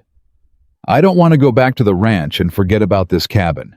I don't want to ride past the ridge in 2 days and pretend the last 48 hours didn't change something for me. I'm not certain what shape that takes yet, and I won't pretend I am. But I know I don't want to disappear, Clara breathed. That's honest, she said. It's the least you deserve. The fire popped between them. Outside, the wind had dropped to something almost conversational. The blizzard winding down the way big storms always did not, with sudden peace, but with a slow, grudging relinquishment of fury. Tell me something about Maggie, Clara said, then surprising herself. Surprising him. She could see it in the quick shift of his expression. Something small, something you haven't thought about in a while. Nathan was quiet for so long, she thought she'd misjudged it. Pushed somewhere, he wasn't ready to go, and she was already preparing to walk the request back when he spoke. She hated mornings, he said. Loudly, specifically. She would tell you in great detail every morning exactly how much she hated being awake before 7. And then she'd get up and be productive and efficient for the next 14 hours anyway. But she needed those 10 minutes of pure grievance first. He shook his head slowly, something tender and amused and broken all at once in his expression. Every morning. 10 minutes of complaining, and then she was the most capable person I ever knew for the rest of the day. Clara smiled. Thomas whistled. She said. Every morning before he was even fully awake, half-conscious, stumbling around the cabin looking for his boots, and he'd be whistling. Different tune every day. I used to try to guess what mood he was in from the tune before I opened my eyes. She paused. I haven't been able to remember any of the tunes recently. I'm afraid I'm starting to forget them. You won't, Nathan said quietly. They come back. Unexpected moments you'll hear something or smell something, and something you thought you'd lost comes back so strong it almost knocks you over. He paused. It's painful when it happens, but it's something. Better than the blank places. Is that experience talking? Hard experience, yes. Clara looked down at her cup. Can I tell you something I've never said aloud before? Yes. Some days I'm angry at Thomas. The words came out low fast, like she needed to say them before the shame could stop her. Not for dying, I know that wasn't something he chose, but for not planning better, for not leaving me with more resources, more tools, more anything, for assuming he'd always be here to hold things together when half of what he built depended on 2 people holding it. She pressed her eyes shut for a moment. That's an ugly thing to feel about a man you love. It's an honest thing to feel, Nathan said, and his voice held no judgment at all, not a trace of it, just the clean level delivery of someone who had sat with his own ugly, honest feelings long enough to know what they looked like in other people. Grief without anger in it isn't grief, it's performance. Real grief has teeth. It gets mean sometimes. It's allowed to. Does it bother you, being angry at Maggie sometimes? I was furious at her, he said steadily. For 3 months after she died. Irrational, unfair, completely unfounded fury. She didn't choose to get sick. She didn't choose to leave me with Eleanor's shoes still by the door, and her mending still on the table, and her plans for the east bedroom still unfinished. His voice stayed even, but she could hear the effort it cost. I was angry because being angry felt better than being destroyed. And I think sometimes anger is just grief wearing the only armor it could find. Clara stared at him across the small table. Where did you learn to talk like that? She asked. He looked confused. Like what? Like... She gestured, searching for it. Like you've actually thought about things. Most men I've known, they don't. They don't talk about grief like it's something real and complicated. They talk about it like it's a door to walk through and close behind you. Most men I know do the same. He considered. I had a lot of quiet years to think in. That's what too much silence does to you. Either you go inward and figure out what's actually there, or it breaks you. I chose to figure it out. He paused. Most of the time. Most of the time, she repeated softly. Some nights I still don't sleep, he admitted. Some nights the ranch is just too quiet. And there's no good answer for too quiet in a house that used to have more people in it. No, Clara agreed very softly. There isn't. She rose to clear the cups, needing something to do with her hands, and Nathan stood too instinctively. And there was a moment where they were both standing on opposite sides of the small table in the small firelit cabin, and the space between them felt different than it had even 10 minutes before, charged with something that had been building since the night before, and was running out of room to be politely ignored. I should check on the horse again before it gets full dark, Nathan said. He'll be fine for the night. Probably, but I'll sleep better knowing. Nathan. Her voice came out quieter than she intended. He stopped.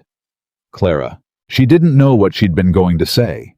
She stood there holding both empty cups, looking at this man who had walked 6 miles through a blizzard and repaired her roof and split her wood and fixed her hinge and sat across from her in the dark.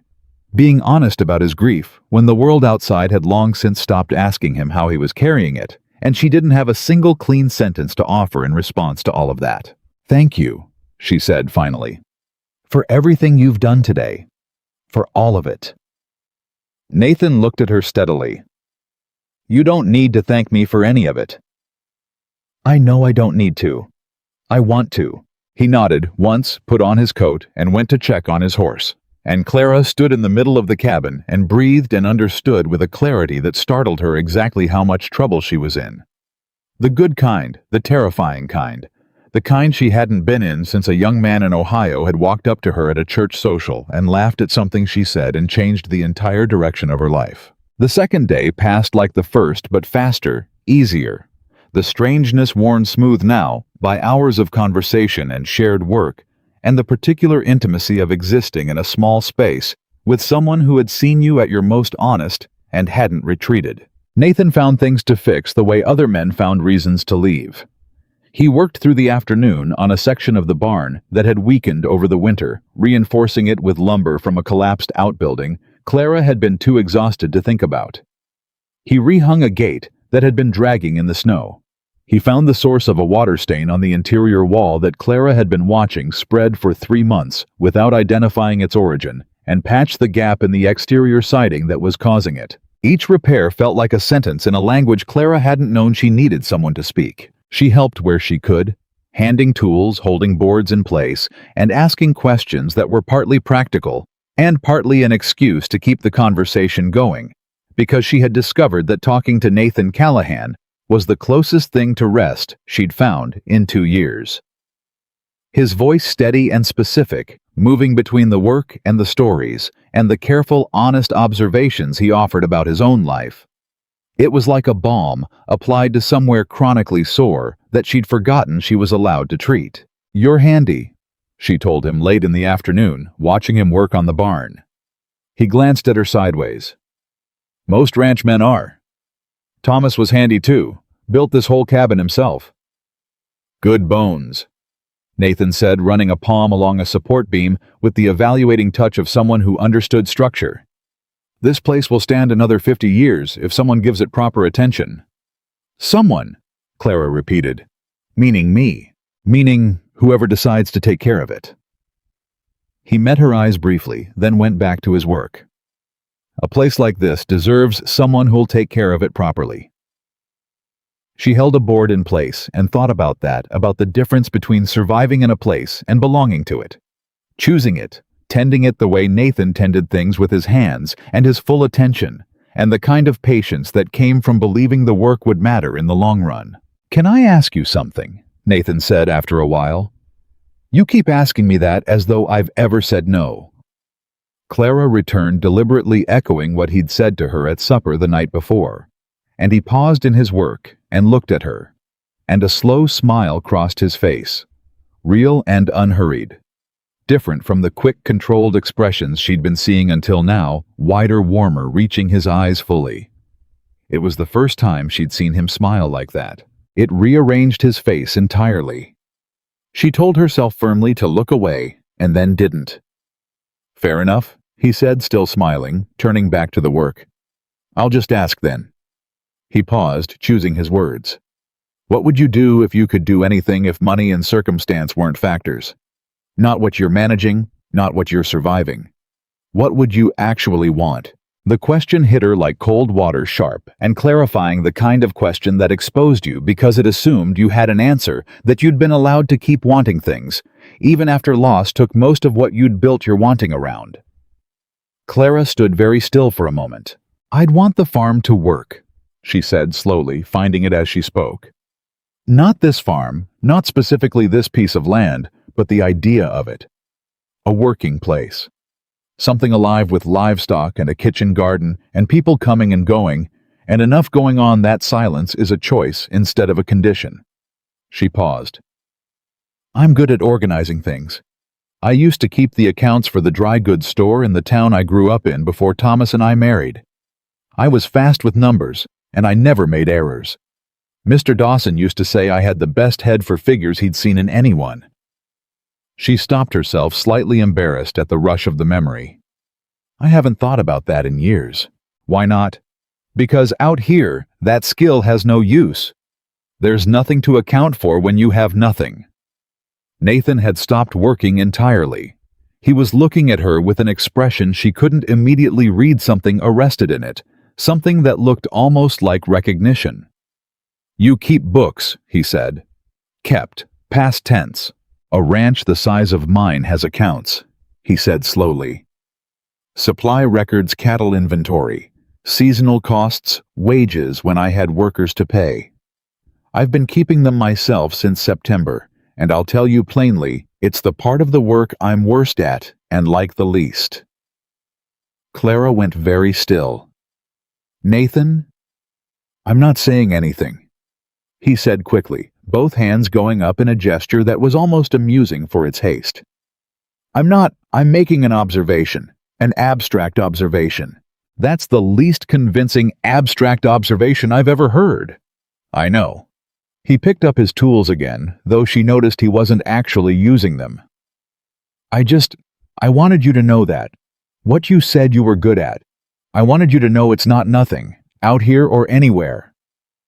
Clara felt warmth move through her chest that had nothing to do with the temperature. "Thank you," she said carefully, "for that." They finished in the barn as the last light faded and came inside to the warmth she'd kept building all day, and the third evening in the cabin was easier and harder than the ones before. Easier because the strangeness had gone completely now, because moving around each other in the small space had acquired the naturalness of long habit, because conversation came without effort, and silence came without discomfort, and harder because all of that easiness kept landing in the same place. The storm was ending, the horse was resting, the road would clear, and then this would be over. She didn't want it to be over. She hadn't wanted something this specifically in 2 years. The wanting frightened her with its clarity. They sat by the fire after supper, less formal now, no longer at the table, but in the natural unplanned arrangement of two people who have stopped being careful about proximity. Nathan on the floor near the hearth with his back against the wall, and Clara on the stool she'd occupied that first night. Her feet tucked up the blanket across her lap, the photograph of Thomas face down in the trunk across the room. She hadn't taken it out today. She noticed that with a complicated feeling she didn't try to name. "My daughter would have liked you," Nathan said quietly out of a comfortable silence. Clara looked up. He was staring at the firelight doing things to his face that made him look younger and sadder simultaneously. Would she? She liked serious people. She was 4 years old and she had no patience for nonsense just like her mother, but she also had this: she'd find people she trusted and she'd just lean on them, just walk up and lean against them without asking permission, like she'd decided they were solid, and that was that. He paused. "She would have leaned on you." Clara felt the tears arrive with very little warning, the way grief sometimes did, not rolling in like weather you could prepare for, but arriving suddenly, fully formed a wave you were already inside before you knew it was coming. "I would have been honored," she managed, voice unsteady. Nathan looked up from the fire and saw her face, and something in his expression cracked open briefly, completely. The composed steadiness breaking all the way through for just a moment, leaving something raw and real and achingly human. "Clara," he said, "I'm fine." She pressed the back of her hand against her eyes. "You don't have to be fine. I know, She stopped, lowered her hand, looked at him steadily through the tears. "I'm crying for a little girl I never met," she said, "who used to carry rocks in her pockets and lean on people she trusted. And I'm crying for Thomas, who would have spoiled her rotten if he'd ever met her. And I'm crying because—" Her voice broke. "Because you came and knocked on my door and reminded me that I'm still a person who has people to cry for, and that's different than what I was last night." Nathan was very still. "What were you last night?" he asked quietly. "Someone who was trying to decide whether any of it mattered," she said, and this time the honesty didn't frighten her. Someone who'd almost given herself permission to stop. He crossed the distance between them, without drama, without announcement, simply stood and crossed to where she sat and lowered himself to the floor beside the stool. Close enough that she could feel the warmth coming off him. Close enough that she could have reached out and touched his arm without fully extending her hand, and sat there beside her without touching, without speaking, without doing anything, except being present in a way that felt more substantial than any embrace she could have described. After a long time, she said, "I don't know what to do with this." "Neither do I," he said honestly. "But I think, and this is only what I think, you can tell me if I'm wrong. I think we don't have to know yet. I think there's room to let something be real without needing to name it in the first 3 days." "I'm practical," she reminded him. "I told you, uncertainty is expensive." "I know what I'm uncertain about," he said, "and I know what I'm not." He paused, and she heard him take a careful breath. "I'm not uncertain about wanting to come back here. I'm not uncertain about wanting to know how you are in January and February, and when the spring breaks. I'm not uncertain about the fact that yesterday I was a man who had made his peace with emptiness, and today I'm not." Clara sat with that for a long moment, feeling its weight, feeling it land somewhere real and solid inside her, somewhere that had been hollow for 2 years. "That's not nothing," she said finally. "No," he agreed. "It's not nothing." She didn't sleep much that night either, but it was different this time. Not the sleeplessness of despair, but of a mind too full, too active, turning over things in the dark, the way you turn over things that are new and significant and deserve careful handling. She thought about Eleanor and her rocks. She thought about Maggie's 10 minutes of morning grievance. She thought about Thomas's whistling and the tunes she couldn't remember, and she thought for the first time that maybe not being able to remember them exactly didn't mean she was losing him. Maybe it just meant she was beginning infinitesimally slowly to live in more of herself than just the grief. Come morning, the sky was clear. She knew before she opened her eyes, could feel it in the quality of the silence outside the storm's particular pressure. Absence from the air, the slightly different sound of nothing instead of screaming wind. She opened her eyes and lay still and listened to Nathan moving quietly near the hearth. Already awake, already stoking the fire for her before she'd risen. The sounds of it domestically ordinary in a way that hit her somewhere undefended. "It stopped," she said to the ceiling. "Sometime in the night," he agreed from across the room. "Road will be passable by midday if it doesn't cloud back over." Clara sat up.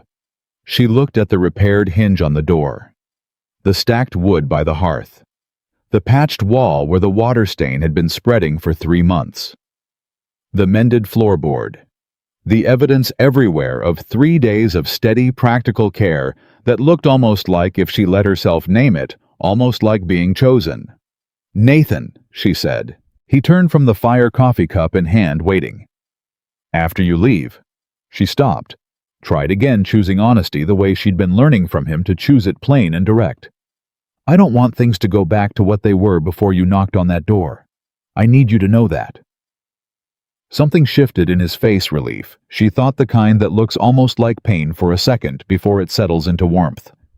"Then they won't," he said. "You can't know that. You can intend it, but you can't, Clara." He crossed to the table, set his cup down, and looked at her with the same level steadiness she'd come to recognize as his particular version of sincerity, the language his honesty spoke in. "I spent 5 years telling myself that what I had was enough, that the ranch and the routine and the work were sufficient, that wanting more than survival was something I'd lost the right to feel after what happened to Maggie and Eleanor." He paused. 3 days in this cabin with you has made that position completely indefensible." Clara's breath was unsteady. "I'm a widow with a failing farm. No money and furniture I burned to stay warm." She said, not self-pity, just facts, the kind she needed to lay on the table between them.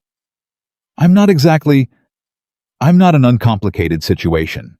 I'm a widower with a ranch too big for one man, no family within 500 miles, and 4 years of deliberate solitude that has apparently made me worse at being a person than I used to be." He returned evenly. "We can match complications all morning if you want, but I suspect we'd find they cancel each other out more than they compound." Clara stared at him.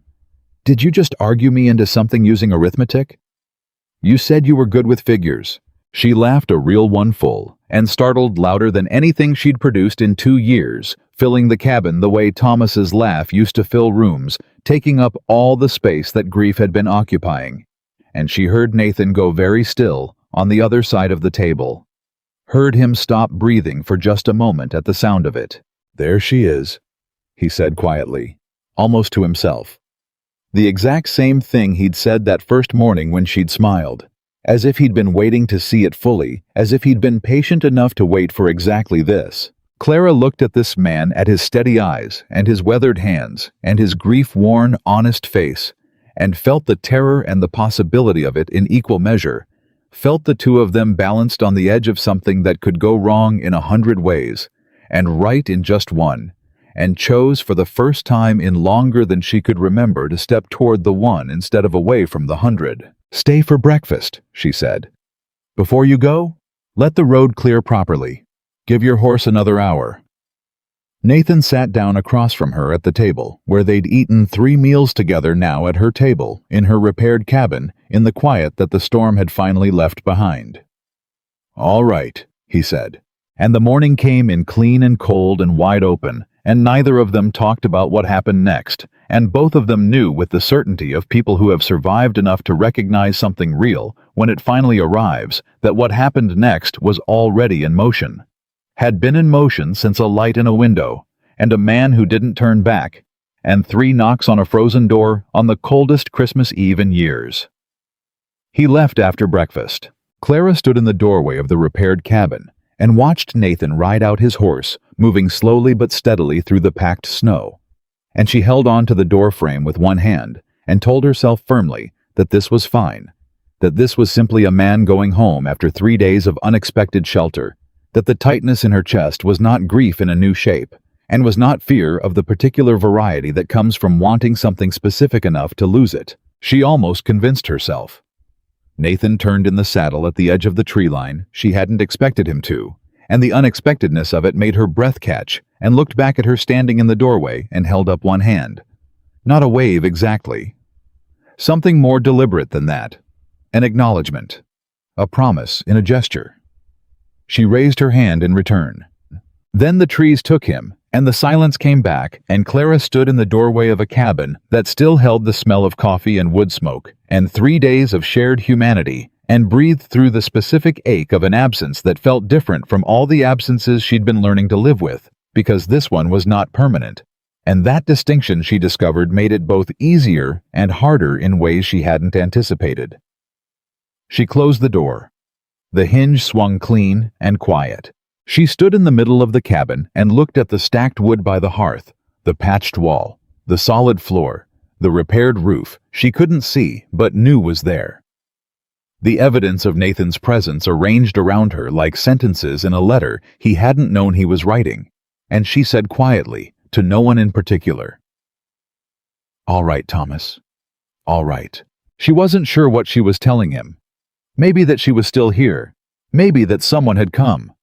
Maybe simply that the morning had arrived and she was going to meet it, which was more than she'd been certain of 3 days ago. She went to work. That was the first thing she noticed, how differently she moved through the morning without the weight she'd been carrying since September, pressing down on every simple task. She fed the fire. She took stock of the remaining supplies enough for another week carefully managed and made a list in her head of what she'd need from town when the road was clear enough to walk. She checked the barn. Checked on Nathan's horse's absence without letting herself feel it too. Acutely threw fresh hay for the 2 chickens she'd somehow managed to keep alive through the winter, and came back inside with cold cheeks and steadier hands than she'd had in months. She thought about what Nathan had said about her accounting skills.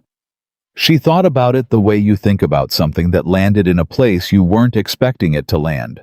Settling into territory you thought was empty and finding it surprisingly receptive. A ranch the size of mine has accounts. She told herself she was not going to think about that too much. She told herself that very firmly, and then spent most of the morning thinking about it. January arrived without ceremony. Clara marked it only because she'd been keeping a small calendar on the wall, a habit from her first year in Wyoming, when keeping track of dates had felt important in ways she no longer entirely remembered. January 3rd, she was carrying wood in from the pile Nathan had stacked, still not through half of it, which meant weeks of warmth, yet a calculation that made her feel something uncomplicatedly close to gratitude when she heard a horse on the road. Her heart did something embarrassing, before her mind had caught up enough to be reasonable about it, and she stood outside the cabin with an armful of wood and watched the road like a woman who had more invested in the next 30 seconds than she was prepared to admit. Nathan came around the bend with a second horse in tow, a sturdy brown mare she'd never seen, and something tied across the mare's back in a canvas-wrapped bundle that she couldn't identify at this distance. She stood very still. He drew up in front of the cabin, and she looked up at him, and he looked down at her with an expression that was attempting to be neutral and achieving something closer to tentative. And she realized with a jolt that Nathan Callahan, who had been steady and composed through 3 days of blizzard and grief and complicated honesty, was nervous. "You came back," she said. "I said I would." "I know. She stopped. "I didn't let myself count on it." Something crossed his face at that quick and honest. "Start counting on it," he said quietly. That's why I came. To say that you should count on it."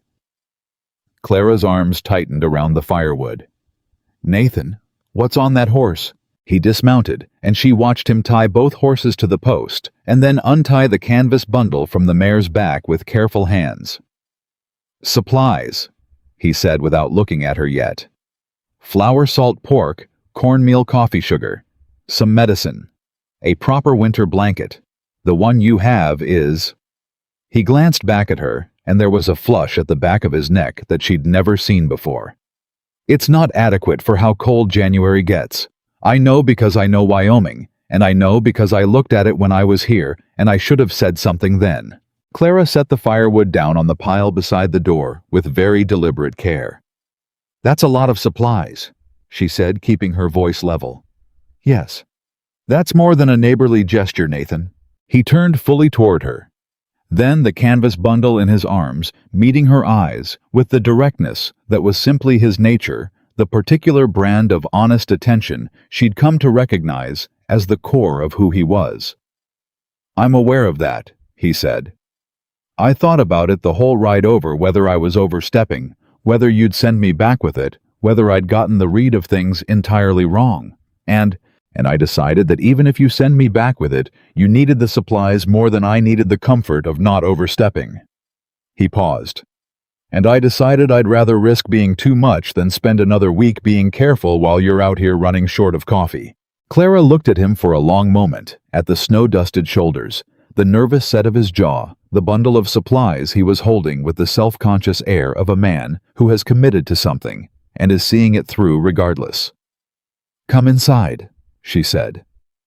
His shoulders dropped about half an inch with relief, and she turned and led him in through the clean swinging door, and the cabin received them both with the same warmth it had held for those 3 days, as if it had been waiting. He came back 2 weeks after that, and 2 weeks after that. The rhythm of it established itself with the naturalness of something that had always been there, waiting to be discovered. Nathan arriving with supplies or tools, or sometimes only himself, and several hours to sit at her table and talk about nothing and everything, and Clara meeting him with coffee and the careful growing confidence of a woman who was learning slowly to let something be good without waiting for it to be taken. The conversations deepened as winter lengthened. They talked about the ranch and the farm and practical things, livestock management, soil quality, the economics of a Western homestead in ways both specific and honest. They talked about Thomas and Maggie and Eleanor with the steady practiced openness of two people who had made a mutual decision to keep their losses in the room, rather than locked in trunks, because the alternative was a kind of loneliness they'd both already survived and neither wanted to return to. And slowly, without either of them naming it directly, a question began to take shape between them, in the space that wasn't conversation, large and patient and inevitable. The kind of question that doesn't need to be asked aloud, because both people can already feel its weight. It arrived on a Tuesday in February, plainly, in the middle of a practical conversation about spring planting, which was maybe the most Nathan Callahan way for something enormous to surface. They were sitting at her table, Clara with her cup, and Nathan with his, talking about whether the south-facing slope of her land had enough drainage for a proper kitchen garden.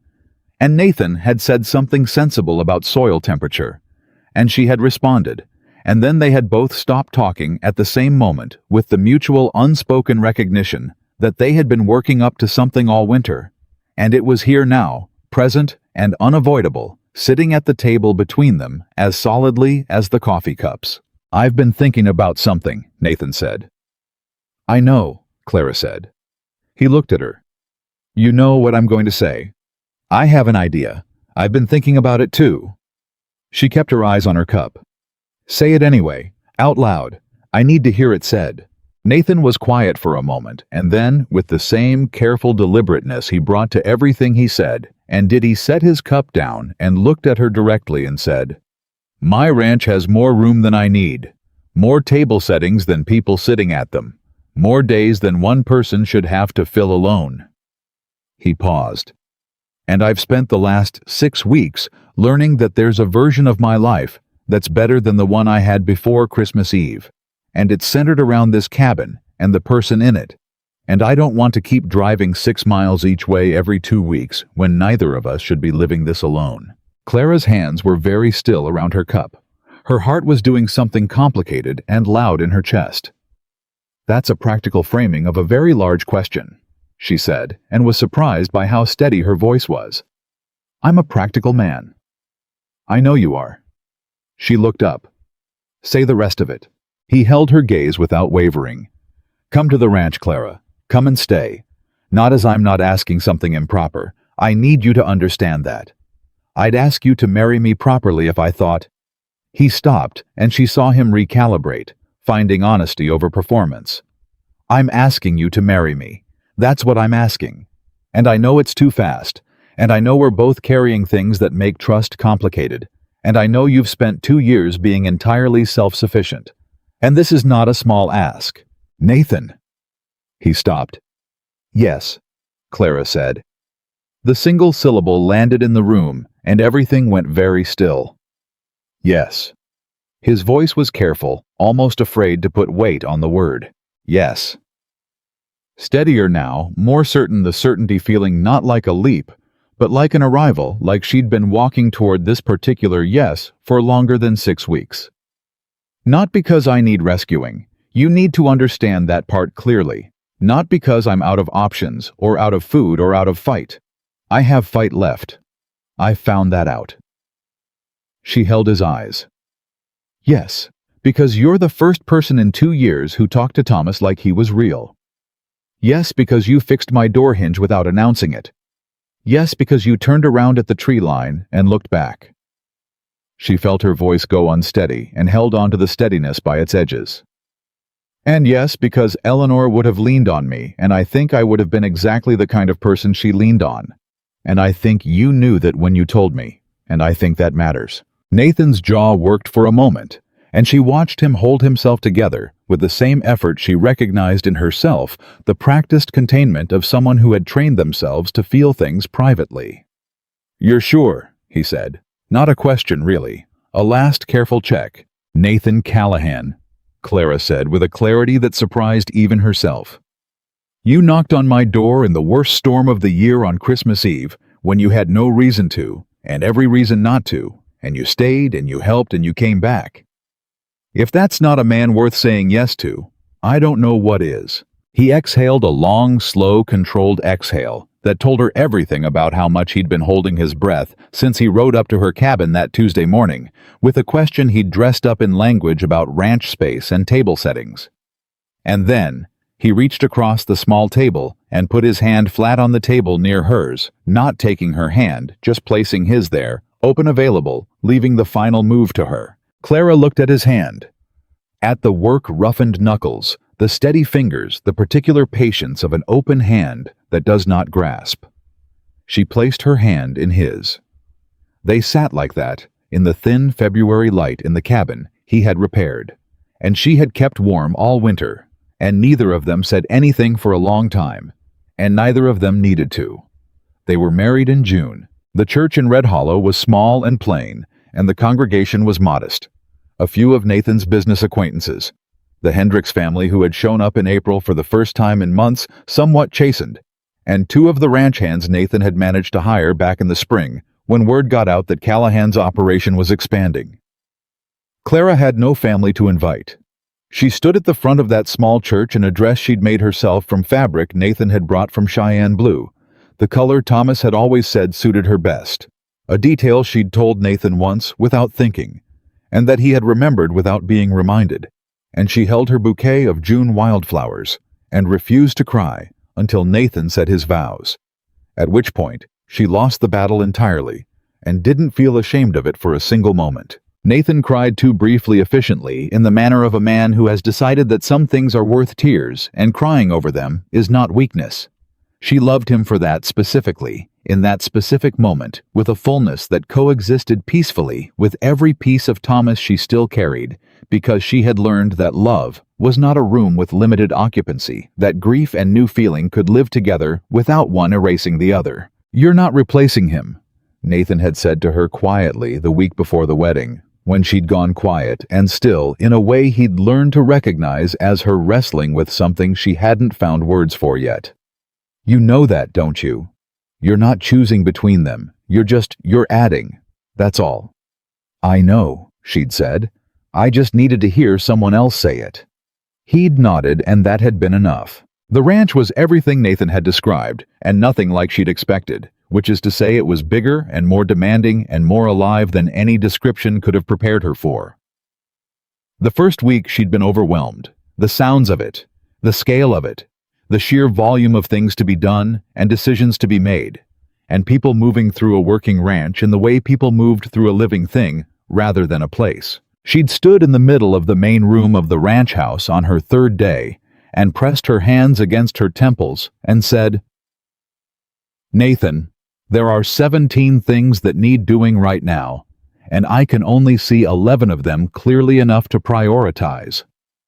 And Nathan had appeared in the doorway with a coffee cup and said, "Tell me the 11. She'd told him the 11. He'd told her the other 6.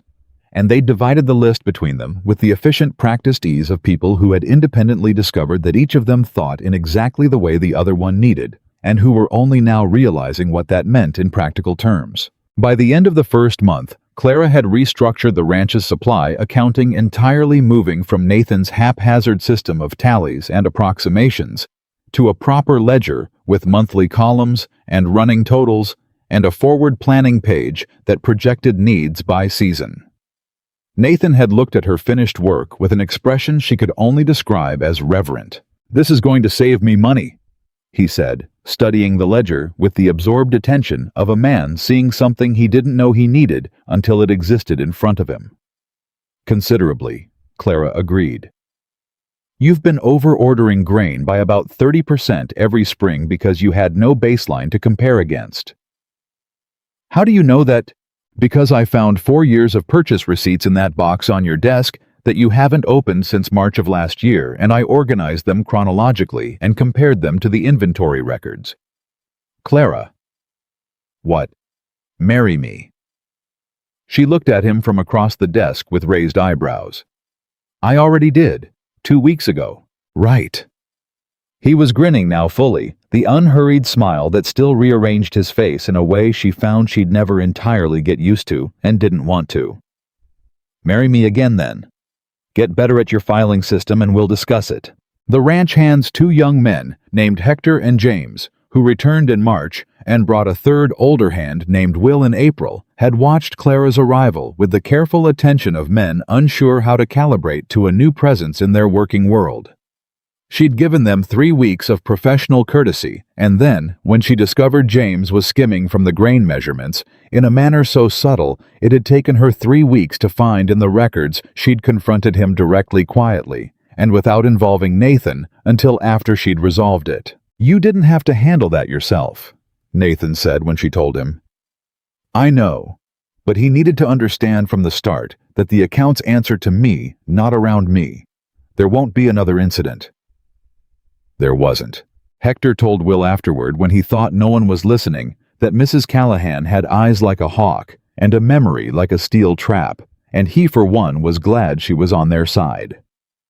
Clara heard this from across the yard and said nothing, and felt quietly and fiercely like herself. The summer was the first full season she'd felt like herself in 2 years. The work suited her in ways that surprised her with their depth. Not just the accounting, though the accounting was genuinely satisfying in the way that competence deployed in the right place always is, but the whole texture of life on a working ranch, the purposeful rhythm of it, the way each day had genuine stakes and genuine accomplishment, the way she'd fall asleep each night with the clean tiredness of a body that had done its work fully, rather than the gray exhaustion of a woman grinding down to nothing in a lonely cabin. She planted a kitchen garden on the south-facing slope. The drainage, as Nathan had predicted, was excellent. She wrote a letter to her sister in Ohio, the first in 3 years, the pen shaking slightly in her hand, as she started it steadying, as she found her way into the sentences. She told her sister about Thomas, properly, completely, the way she hadn't been able to, in the brief, devastated notes she'd sent after his death. She told her about the 2 years, and she told her about Nathan, and about Christmas Eve, and about 3 knocks on a frozen door, and she could feel writing it that it was a story she would tell again, that it had already become the before and after of her life, the axis around which everything divided. Her sister wrote back in August a letter so full of relief and love and gentle reproach for the years of silence that Clara had to read it twice before she could respond without crying. Nathan found her with the letter at the kitchen table and read her face the way he'd learned to read it over the spring and summer, The particular arrangement of her expression that told him this was something real and significant rather than something practical, and sat down across from her without asking. "My sister thinks I should have written sooner," Clara said. "Should you have?" "Yes." She folded the letter carefully. "But I didn't have anything I could bear to tell her until now." "And now you do." "Now I have a great deal." She looked at him across the table in the kitchen of his ranch house, which had begun in the month since June to feel unmistakably like her kitchen too. Her herb jars on the windowsill, her handwriting on the supply labels, her particular way of organizing the shelves that Nathan had adopted without comment, because it was simply more logical, and he was underneath everything a rational man. "Now, I have more than I know how to fit into a letter. You'll figure out how," he said. "You're good with words when you let yourself be." "You think so?" "I know so. I've been listening to you for 8 months.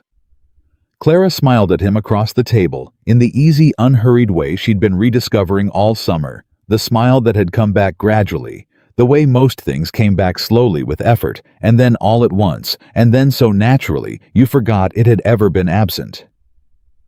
"Nathan," she said. "Clara, I need to tell you something." He waited the same steady, patient attention she'd depended on since February, the attention that never hurried her and never looked away. "I'm going to have a baby," she said. The silence that followed was the longest she'd heard from him since those first careful moments in her cabin doorway. Then Nathan stood up from the table and she watched him stand, watched his hands press flat against the table surface, watched his jaw work through something too large and too complicated for his face to hold in its usual steadiness. "Clara," he said. And her name in his voice at that moment was an entire conversation, shock and joy and grief and terror and love, so tangled together she could hear every thread of it separately. "I know." Her own voice was unsteady now. I know. I wasn't expecting." "Are you—" He stopped, started again. "Are you all right? Are you well? Is everything—" "Everything is fine. I feel fine." She held his eyes. "I feel more than fine." He came around the table to her, and she stood to meet him. And when he put both arms around her, she felt the slight tremor in them, the contained, involuntary physical response of a man feeling something too big to be held completely still. And she pressed her face against his shoulder and breathed. "Eleanor would have been such a good older sister," he said against her hair very quietly. Clara tightened her arms around him. "Yes," she agreed. She would have. They stood like that in the kitchen for a long time, holding each other, and holding the weight of all of it, the losses that had brought them here, and the life that was already beginning in the space. Those losses had cleared the terrible and essential truth that grief and joy are not opposites, but partners, that one makes room for the other in ways you cannot understand until you've lived through both. Thomas had built a cabin with good bones, and Nathan had repaired it, and Clara had left it. And all of those things were true simultaneously, and none of them canceled the others. The baby was a girl. They named her Rose Eleanor, and from her first weeks on the ranch, she was surrounded by the particular warmth of a household that had been rebuilt from honesty rather than from expectation, that had been chosen rather than assumed. She grew up knowing both names, carved on the small wooden markers behind the cabin: Thomas Whitmore, Maggie Callahan, Eleanor Callahan, and understanding, without being old enough to articulate it, that she was the child of people who had survived great loss, and chosen deliberately, and with full knowledge of the cost to love again. She grew up watching Nathan and Clara move through the world in the particular way of two people who have earned each other not the easy comfort of those who have never known loss, but something harder and more durable. The comfort of people who have looked directly at the worst things, and then looked at each other and said yes still. Yes, even knowing. Yes, anyway. She grew up hearing the story of Christmas Eve every year without fail, always told the same way, always beginning the same way, with Clara pressing her hands against a frost-covered window and saying she had nothing left to give, and ending with 3 knocks on a door and what came after. There were other children after Rose, a son Henry who had Nathan's stubborn patience and Clara's sharp eyes, And who would one day take over the ranch with such competence that his parents could step back and let him without a single moment of worry? And then, another daughter, Mary, who arrived during a snowstorm that Clara managed with unflappable efficiency, while Nathan demonstrated that steady, capable men are not necessarily steady and capable about all things, and who was small and loud and fierce, and showed an early aptitude for keeping detailed records of everything she observed, which Clara chose to take as personally meaningful. The years arranged themselves the way years do when life is full enough. Not slowly, the way they had in the lonely cabin, each day long and hollow and indistinguishable from the last, but quickly with the speed of days that are genuinely occupied, genuinely shared, genuinely directed towards something. They helped settlers who came through the valley in difficult seasons. Clara remembered too precisely what it felt like to be a woman alone and struggling, and she did not allow anyone who came to their door to be sent away without something practical to take with them. Nathan built a reputation in Red Hollow as the man who always hired on a hand if one was needed, regardless of whether the ranch needed a hand at the moment, because there was always something useful for a willing worker to do, and the willingness was the thing that mattered. Every Christmas Eve, without exception, they placed an extra chair by the fire, not symbolically. Literally, Nathan would move a chair from the table to beside the hearth, and they would leave it there through the night, and Clara would put a cup and a plate on the small table beside it.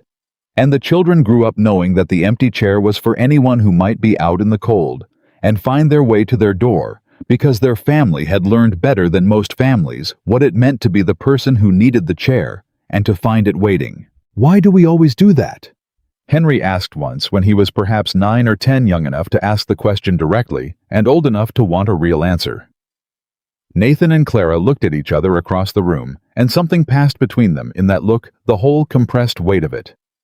Christmas Eve, 1885, the storm in the cabin, and the nearly extinguished life, and the 3 knocks that changed everything, because someone once left their door open for us, Nathan said, when we didn't know we needed them to. Henry considered this with the careful, literal thoroughness he applied to everything. "But there were 2 of you," he said, "who left the door open for both of you. We left the door open for each other," Clara said. "We just didn't know that's what we were doing at the time." Henry nodded slowly, absorbing this in the way children absorb things they don't entirely understand yet, but recognize as important enough to store carefully until the understanding comes. Years later, when Henry was grown and had children of his own, he would set an extra chair by his fire on Christmas Eve and explain to his children why, and they would ask the same question, and he would tell them the same answer his mother had given him, and the tradition would continue through generations, in a chain that had begun with a woman pressing her palms against a frost-covered window on the darkest night of her life, and a man who saw the light from those windows through the trees and chose for reasons he couldn't fully explain to keep walking toward it. Clara lived to be 81 years old. She outlived Nathan by 3 years, and they were the longest 3 years of her life, in the way that the years in the cabin had been long, not empty. Because by then her life was so full of children and grandchildren, and the accumulated richness of decades deliberately lived, that emptiness was structurally impossible, but quieter in the specific way that only the absence of one particular voice can make a world quiet, no matter how many other voices fill it. She kept the accounts to the end. Sharp, precise, never an error, exactly as Mr. Dawson had said in the town in Ohio a lifetime ago. She kept the photograph of Thomas in the trunk at the foot of the bed she'd shared with Nathan for 31 years, and she took it out sometimes and sat with it the way you sit with something precious and irreplaceable. And she talked to him the way she'd always talked to him, honestly, without performance, the way you talk to someone who knew you before you knew yourself fully, and whose knowing therefore lives in a part of you that nothing and no one can touch. He was a good man, she told the photograph sometimes. You would have made him laugh. He would have made you better at taking care of yourself, and you would have made him better at taking joy in things. And between the 2 of you, you'd have driven me absolutely out of my mind. She was buried beside Nathan in the plot they'd chosen together on a September afternoon, 17 years before either of them needed it, in the practical, forward-planning manner of 2 people who had long since made their peace with the fact that everything ends, and had decided that making peace with endings was simply the price of being fully alive in the middle. On her headstone, at her instruction, they carved only her name and the dates, and one single line, the line she had told her grandchildren about 100 times in 100 different ways. The line that she believed more completely at 81 than she had been capable of believing at 29, even though she'd been the one who said it first. She found what she was looking for when she stopped looking and opened the door. Rose Eleanor Callahan, who was 73 years old and had her mother's sharp eyes and her father's stubborn steadiness, and her grandmother, Eleanor's habit of carrying rocks in her pockets, small smooth ones from the creek, which she couldn't have explained. If you'd asked her, stood at the graveside in December, and held her brother Henry's hand and remembered every Christmas Eve of her childhood, the extra chair, the cup and plate beside the fire, the story told the same way every year, and understood finally and fully what her parents had been teaching them all along, that the door you open on your worst night is the same door everything good comes through, that the light you keep burning when you have almost nothing left is the light that guides someone home to you, that love, the real and lasting and hard-won kind, does not arrive in thunder or spectacle or the grand gestures of people who have nothing to lose. It arrives quietly in the middle of a blizzard with 3 knocks on a frozen door and the whole rest of your life waiting on the other side.